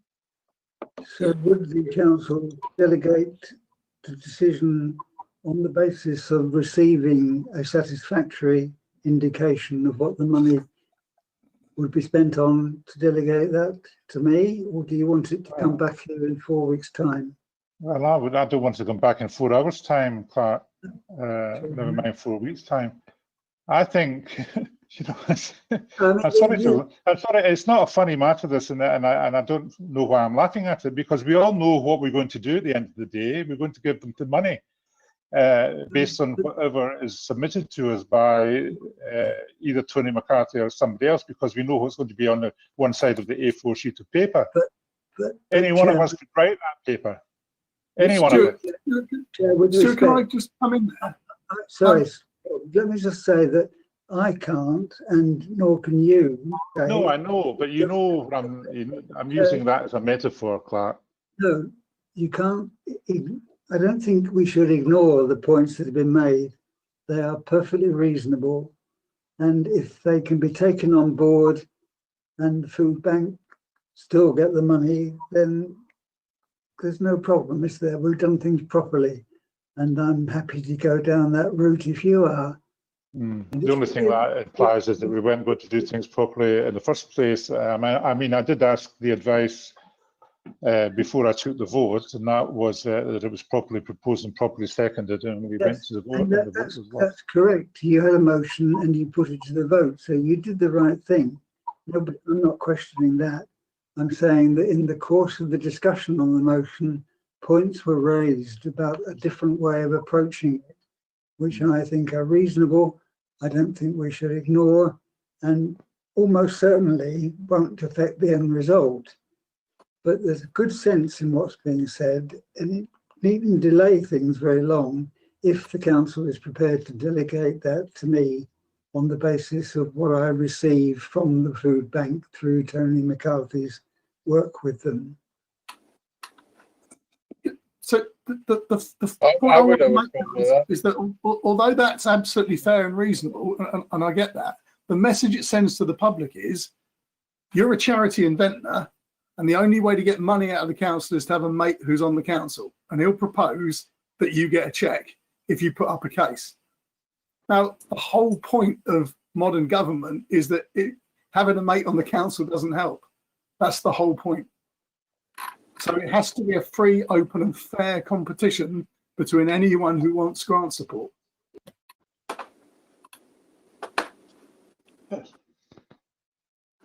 Well, this is getting nowhere. Jamie, do you want to revisit your proposal on the basis of what Pat said? Let me just intervene with that. In general terms, I think Colin's right, but if you're talking about the most vulnerable people, the people that don't have food and stuff, you know, it's a serious thing. You know, it's not like, you know, competing with a tennis club for like, you know, a wee grant for redoing the lawns. People can't eat. I mean, this priority has emerged. It's there.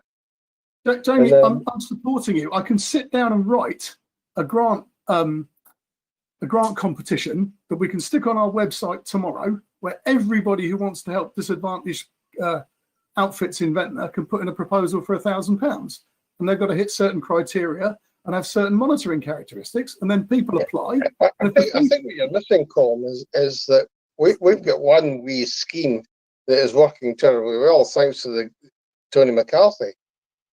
You know, it's actually working really, really well. And should we divert our resources into procurement, you know, to try and find, you know, to other sources of charity? We know in this town that what Tony's doing with that group is brilliant. So. I see Colin's point and Ian's point. If the food bank had have actively lobbied the council in this and they haven't done so, this came from two councillors who are not even members of the food bank, thank God, don't need to use the facilities of the food bank, but saw the need. The food bank themselves never approached the council. So this flag that's been put up about we have to advertise for people to come in, there's no demand, otherwise we'd be inundated, as I said we were before. That's why the town council stopped doing it years ago, was because there was no demand for it. They were giving money to the rugby club, the football club and the golf club every year because nobody else was coming forward to take the money. But Chair, both you and Jamie are arguing that it's the right outcome, and no one's arguing that it isn't the right outcome. What we're saying is it's public money, not private money. And when you're allocating public money, it's not enough to have the right outcome. You have to have the right process. Ian, I totally agree with that. But I've got a lot of faith in the clerk's office and Tony McCarthy himself to know that if we, maybe the amount's wrong, I don't know, but whatever the amount is, I got a lot of faith in David and his team to say, well, this is what the money's being used for, and report back to us. You know, I just don't. I don't think we are in big bloody government. I mean, it's just dreadful. I think we're making a mole thing. Yeah, if we could allocate money for pretty flowers as you come into Ventnor, what's most important? To feed people who look at the flowers. We just do that normally, don't we? What's it, £1,900 we allocate for those flowers? I can't see what the problem is really. But Jim, that proposal is in the paperwork. Members of the public have had the chance to see that paperwork in advance, according to the statutory timetable. Whether the members of the public have read that paperwork or not is irrelevant. The point is that there's a process for our annual budget, and it advertises things in advance normally, and there's information to go with it normally. And in this case, all that's happened is halfway through a meeting, somebody has said, let's give this organisation £1,000 with no information whatsoever. Ian, you can blame me. Ian, hold on 1 second. Listen, we, a month or so ago, were decrying the fact that we'd lost our food bank. And we're all kind of going, like, oh dear, that's not a very good thing at all, and so on. And somehow, Tony McCarthy managed to resurrect that through associations, volunteers, combinations of relationships, and has actually reinstituted a food bank. This is not like, well, it's not the equivalent of the cycle park or this or that. It's a very peculiar achievement. It is absolutely, but we don't know they need the money. We don't know what they're going to use it for. I'm sorry, let me finish. What we've been asked to do is to support it. Asked by whom? I don't think it's an awful lot of money. Asked by a member of the council. I don't think we're a borough council or a metropolitan council. We are a town council, nearly a parish council. And we have to make decisions, us here in this room. Exactly. It was put forward properly, and the vote was lost.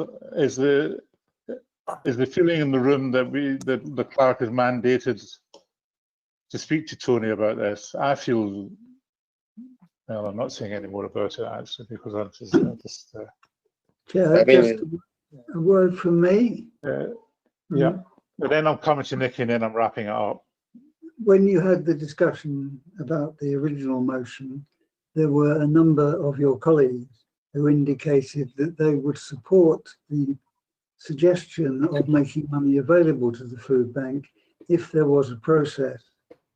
So the only issue that I can see is whether that's a process which involves them providing clear information about what the money would be used for and a commitment to report back on its use.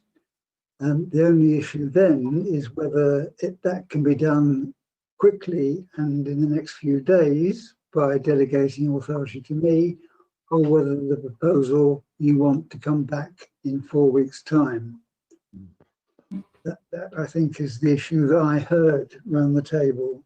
Yeah, I don't disagree with you, Clark, but the point of the matter is that any one of our members could have put that particular forward as an amendment to the original proposal, and nobody did. Nicky. I'll come to you, Stephen, in a minute. Why don't you do both? Councillor Bond is right. The clerk is right. The proposal initially is right, morally and ethically right, especially during coronavirus. Why don't you do all three? And that would comply with the LG Act of 1972, sections 137 and 139, where a local authority, town or parish council can decide at council meetings whether they can give an arbitrary amount of money to somebody. So why not do all three peacefully? Stephen. I don't think that, yeah. Yes, so David's input actually came just before you were about to move on. With respect, Chair, David's input came just as you're about to move on to the next item, onto Central Car Park, and it is a very good input. And I think for me personally, it satisfies that middle road. Very good arguments have been made on both sides, but now I would like to propose that we delegate to David to proceed and to speak to Tony and to speak to the food bank, and through that route delegate and give him the authority to release the funds as discussed.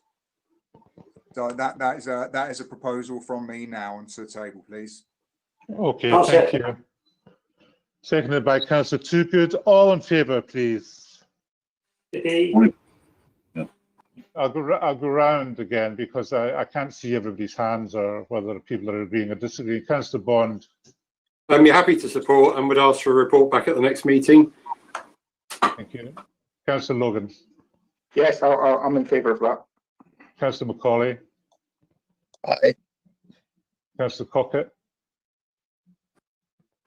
Councillor Milford. I'd stay in, and I'm sure Yeah. Blue Bed will comply with the request. Thank you, Stephen.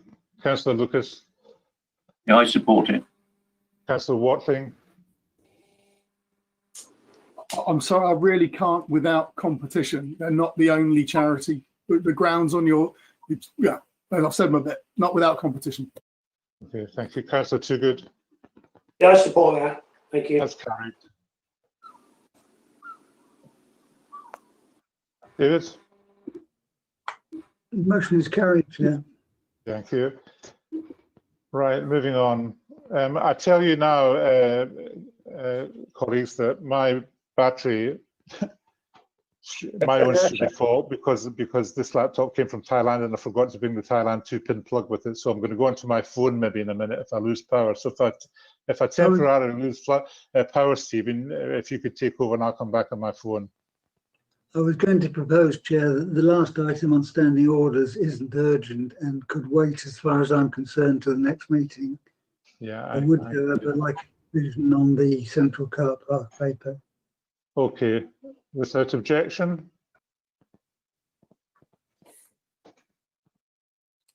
Yeah, because I've got something to say about that in any case when it comes in, David. So, and I know others probably have, and it's now. 2 hours is enough. yeah, absolutely. Right, straight to your report then, David. Yes, all I want to know is what you want to do next.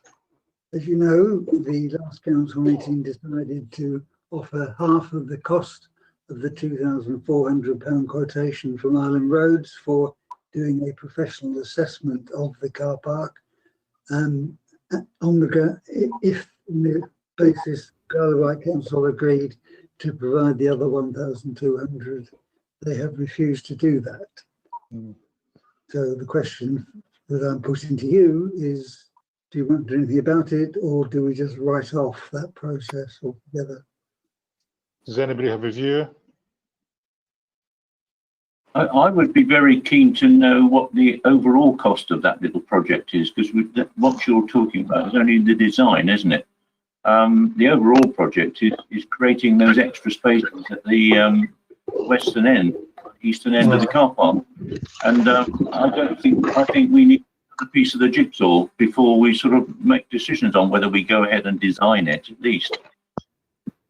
The problem is, Chair, if I may, that without that initial survey being done, we won't know whether it's possible or not. No, I think I was talking about a budget price rather than a fixed quotation. There's not a lot of unknowns there. You can see really what's required in order to extend the car park and reline it. It's not too difficult to assess, but I would just be interested to know what the whole project's going to cost, rather than us arguing about just the design of it. Seems to have hit a buffer at the moment, doesn't it? Well, in any case, whatever the cost is, the town council is not going to pay for that, is it? No. Because if it's viable, the income will go to the Isle of Wight Council. That's right. And And there's no gain. They would have what Colin was talking about earlier, a commercial case for going ahead with it. Yes. Quote from the paper itself. It says that the Isle of Wight Council has a moratorium on capital projects and revenue is limited to essential expenditure only. We have no idea how long that is going to extend for now. Well, it's not extending anywhere, Stephen. The council's just announced about buying half of East Cows this week. I mean, that's rubbish. That's got no merit whatsoever. I'm not saying that, you know, having a go at you, but that's just a matter of fact. And it goes back to what you and David and others were saying earlier about the Isle of Wight Council prioritising some things, capital projects over other capital projects, and ignoring others, including Ventnor. Anybody else? Yeah. Jamie? I mean, I might be naive, but if we feel that we're being ignored by the Isle of Wight Council, I mean, we have to do something about it, don't we? Yeah. Leader, I mean, I don't know. We have to tell them that we, you know, and protest, etc. I don't know.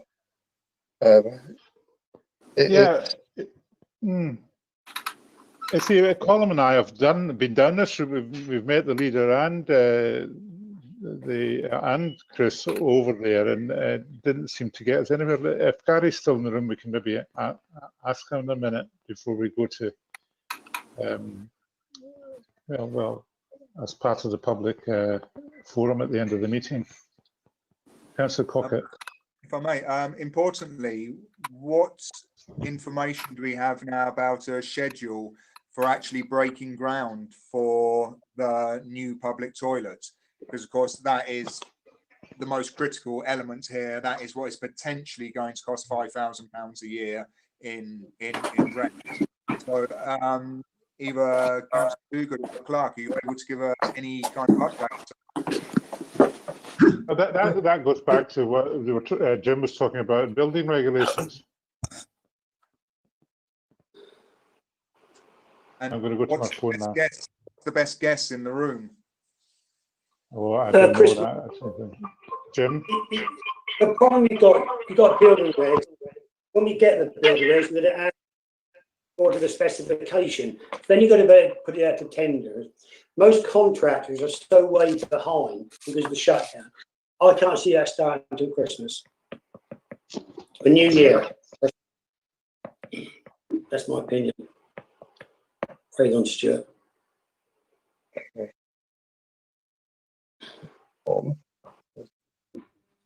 In terms of getting putting pressure on the Isle of Wight Council, I think we could get Nick to get all those town traders together, because they seem to be quite influential in terms of.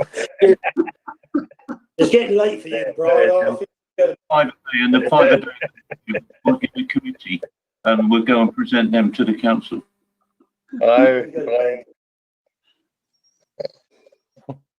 You want me dead, Brian? Do you? No need. Stephen, I think you're in charge of this meeting. Well, I won't start officially deputising for another minute or so, but yeah, I'm still obviously very interested to hear other people's thoughts.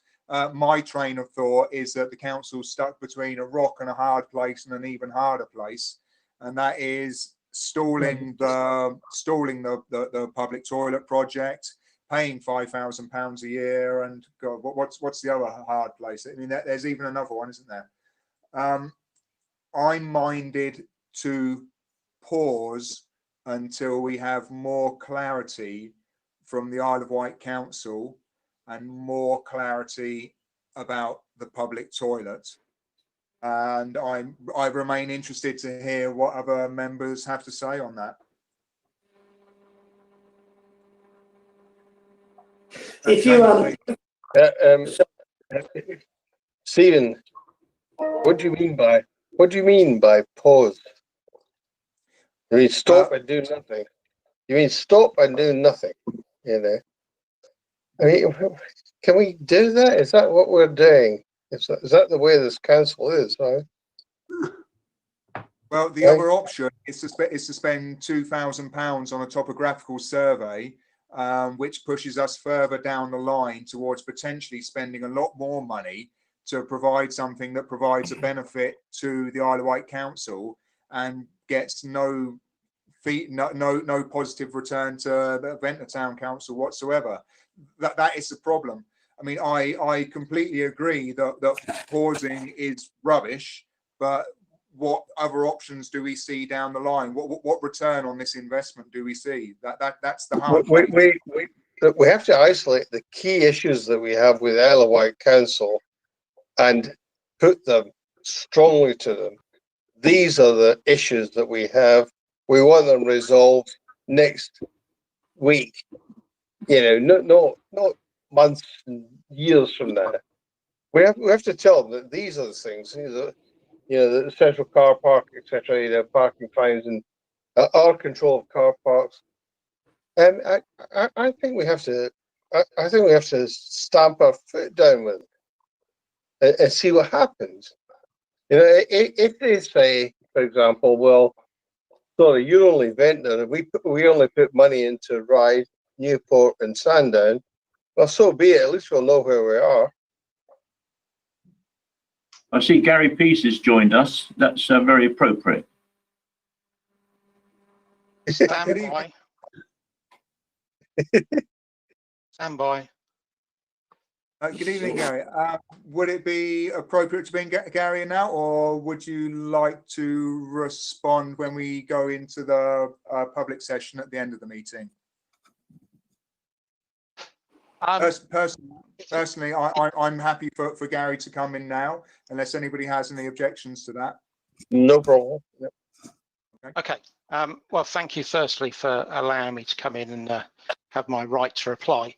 I have to say I have been sat here chomping at the bit. I take issue with what certainly what the chair said about the perceived lack of action from the Isle of Wight Council. And for myself personally, I take that it's a bit of a slight. Anyone who knows me and anyone who's dealt with me since lockdown really knows that I've been 100% committed to Ventnor and try and get things up and running. I even go back to things like opening the post office. Gary, can you hear me? Sure. Yes, I should. Gary, I do apologise, and I wasn't under the impression that I was slighting you. In fact, I went out of my way to say that you were the only councillor representing Ventnor who came to our meetings and represented our views to County Hall. So, from that point of view, what I was criticising, Gary, was the fact about the cabinet doing a U-turn over the social distancing measures that they'd announced in public and released. No, okay, I can cover that, and I did actually reply to the clerk earlier today about that. So the issue with the social distancing measures was we deliberately entered into a phased approach. Phase one was looking at Newport and Ryde as the biggest towns, and that was where we were rolling out the social distancing sector, etc. Phase two was then going to be everybody else coming along. Now, what happened between finishing phase one, starting phase two, was that the rules and the advice all of a sudden changed, and it went down to one metre plus and so on and so forth. And in addition to that, we also knew what was going on in the background, which meant that it would have been remiss of us to make a decision based on data that we knew was going to change. So what we essentially did was we put a hold on phase one. And we've essentially we waited until phase one finished, which was the dots that have been painted out on the line, on the roads and all that kind of stuff, and we put a hold on phase two. And that was because we knew the rules were changing, and also what we didn't want to do was spend a huge amount of money on something that possibly wasn't going to be needed if we were to comply with the rules. So that's why we put a halt on phase two. Now, what I have said to David today, and I have spoken to Dave Stewart, he does apologise that he hasn't answered his emails and so on and so forth, but that is, if I'm honest, an indication as just how hard and how many hours the senior leadership team and the cabinet are doing at the moment. I know I've got a huge backlog of emails, and it's becoming tricky to get through those. So, but what we are doing is we're looking and we're treating town and parish councils on a unique one-by-one basis. So if you still want to implement those social distancing measures, then we're more than happy to sit down and have a conversation about what you want and what we need and how we can go about achieving that. So we're not saying no, it's not happening, but what we had to do was take a step back and wait for government to come up with a coherent plan of actions to what they were doing. So yes, it was put on hold, and it was put on hold by the cabinet because that's what our job is. But it's not stopped. It's literally to give us pause and time to think and time to sit down with you guys and all the other town and parish councils around the island and work out on an individual basis what is the best plan to go forwards. So, and I'm more than happy that that I help facilitate those meetings and those discussions. So that's kind of where we are with the social distancing measures. One thing I'll also come on to is the issue of venture keys, because I know, Stuart, you mentioned it a couple of times. Yes, we took the decision to go ahead with venture keys. The reason being is it secures 150 high-tech, high-paying, high-value jobs for this island for a company that exports worldwide. The other aspect to that was there's the ability for us to then build affordable housing on the same site. So that's why we took that decision to go ahead with venture keys. The financial situation for the island at the moment, until we figured out what the extra money is that government are giving us, was that essentially we had a £10 million black hole that we had to fill. So everything went on hold, apart from a couple of projects, one of which was venture keys, the other one which is the Tour of Britain, that will bring a huge amount of publicity and tourism to the island. And they're the two that we absolutely said, no, that's what we're keeping. Without any shadow of a doubt, because of the reasons I've mentioned. And all the other projects we're bringing back online as and when we get the money to do it. Now, the government announced that with something like they're giving, I can't remember what the figures are exactly, but something like 500 million to local councils. If we end up with an equitable and fair share of that money, then that will help us out immensely with our budget difficulties. But essentially, we had to take a decision that if we hadn't, we would have been put into by the 151 officer, the finance officer for Hampshire and the Isle of Wight. He would have put us into effectively bankruptcy, which would be as happened with Northamptonshire Council. The only way to avoid that was to have a strategic plan to fill that black hole, and that's what we've done. So that's where we are. Now, I'm more than happy to answer any questions when it comes onto the car park and so on and so forth. Look, I've said this to you in the past, and I'm more than happy to say it here now that if I can help in any way to push things forward from a Ventnor Town Council perspective and use the leverage I have to get it in front of officers, then I will do. It's just a case of asking, and I will do whatever I can.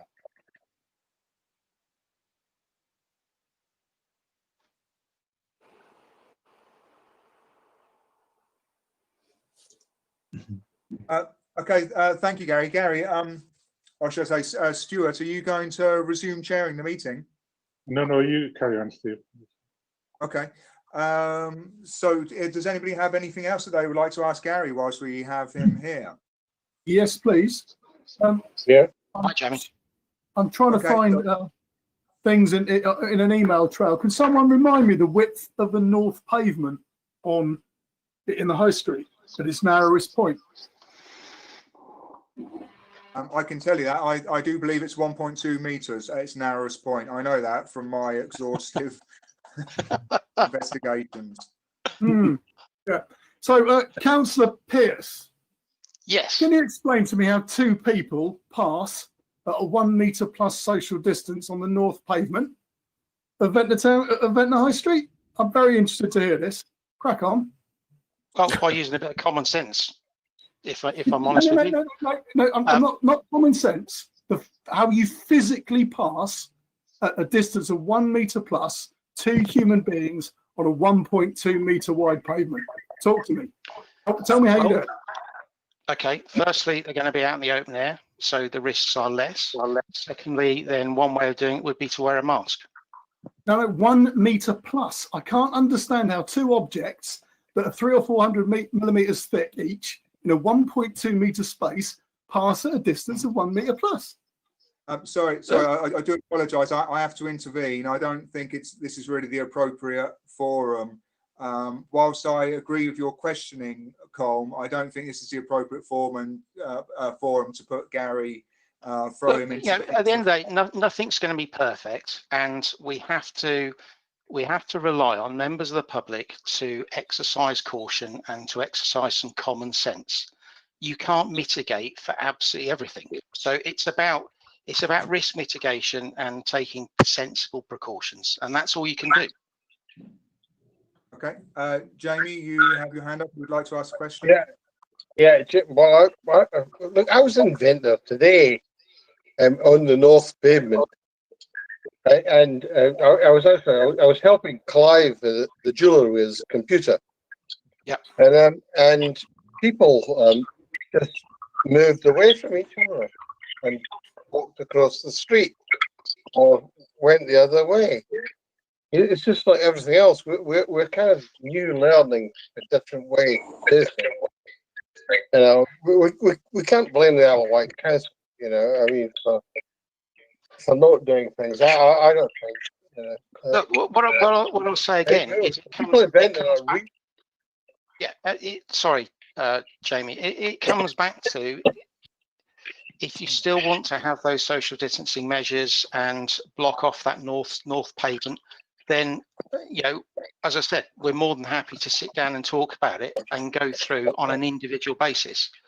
You know, phase 2 stopped because of very valid reasons. And as I've said, we're looking at these things on an individual basis now. So if Ventnor Town Council want to carry on and block off that north pathway, then, you know, we'll sit down and have a conversation. I'm not against it. Absolutely not against it, and neither is Dave Stewart, and neither will be the Isle of Wight Council. If this is what Ventnor wants, then we're more than happy to sit down and try and work out a plan of action.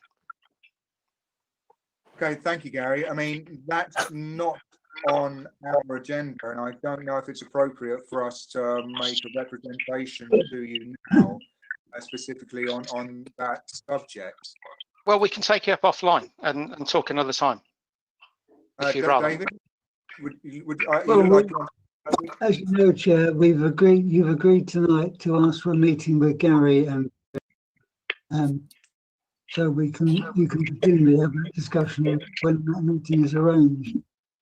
And I spent some time with Gary on Friday in this panel, and I was very impressed with him. So I trust him now. Thank you, David. Likewise, Chair. Okay, well, we have gone somewhat off piece now with this discussion, but I'll give one more opportunity if anybody has anything they would like to, any questions they'd like to pose to Gary, but not too much for grilling, considering we're off agenda. Okay, in that case, I'll thank you, Gary, and I'll go back onto the agenda now and see where we are. We've gone somewhat off piece. I'll have to reorientate myself. No, that's no problem. But just get in touch with me, email or mobile, and we'll sort something out. Yes, well, so critically, I mean, if you've been following the whole meeting, you'll know that there is a certain amount of frustration about how Ventnor Town Council, how its projects are. A number of them are stalled. You're very well aware of that. We need to ascertain on our side how we vent that frustration correctly. If you've been following the conversation, which is not altogether clear to us, but we'll let you know when we know. We'll let you. But what I can say is that you're not being ignored. It's not. There's nothing intentional, and I think probably the frustration you have may be shared with others. Gary, we may vent it, but it may not necessarily be correctly. Well, look, all you've got to do is ask. I'm here. So if I can help sort out the frustration, then I will. Okay, thank you very much. Okay, to return to the main body of the agenda item, we're on item 9, Central Car Park. Does anybody else have anything further to contribute to that conversation because as it stands, we are in limbo, I'm afraid. I suggest, Chair, that it waits until we have the conversation with Gary and perhaps Graham too. But it's part of the same process, so let's put it in the same bag. Okay, if nobody has any objections to that, then we'll proceed on that basis. Okay, as was agreed earlier, we are not going to cover item number 10, standing orders. So that leaves us with the very last item, which is the town clerk's report, which I'm sure you're very, very eager to get on with, David. So please, over to you.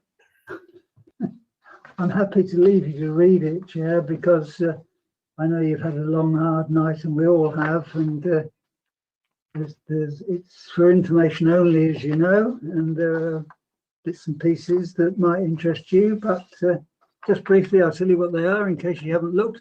The annual return has been supplied to the auditor on 5th of July. That's in good time for their deadline. We've agreed dates to restart the appointment process for the youth officer posts that we've had on hold because of the interruption caused by the virus, but we're now ready to start again. So we've got dates fixed for that, and we're aiming for a start date for the new appointee of the 7th of September. I had to record the sad fate of the Boniface Fields bees, who have been introduced to the area through contacts of the community shed, but have had to be moved because whenever our grounds maintenance contractor goes near with his machinery, the bees interpret it as an attack by hornets, and it gets very so we have arranged with Alison's help an alternative placement for them. Esplanade toilet was temporarily closed thanks to vandalism, but was soon restored by staff and reopened after 2 days. The Mayor and I attended the quarterly seminar that the Isle of Wight Council leader holds for chairs and clerks of town and parish councils. That's always very useful. I'm not just saying that because Gary's here, but they are actually useful. I also joined the meeting with Bob Seeley's that the IWELC have arranged and have now extended, because it's fortnightly, to town and parish councils to join in who are not members of IWELC as well. So we took advantage of that invitation. The latest meeting of our South Wight Parishes Health and Wellbeing Forum took place last week. The working groups have been working, and it's been a good month, Chair. Long may it continue. Okay, thank you very much for your report then. If anybody has any very, very quick final comments before I close the meeting, please go ahead. Okay, in that case, I'd like to thank you all very much. Thank you very much to Stuart in particular for not leaving me in the lurch and deputising the entire meeting. And yes, it's been quite a challenging meeting at times, but we got there. Huh? Okay, thank you all very much. Good evening. Evening all. Yeah.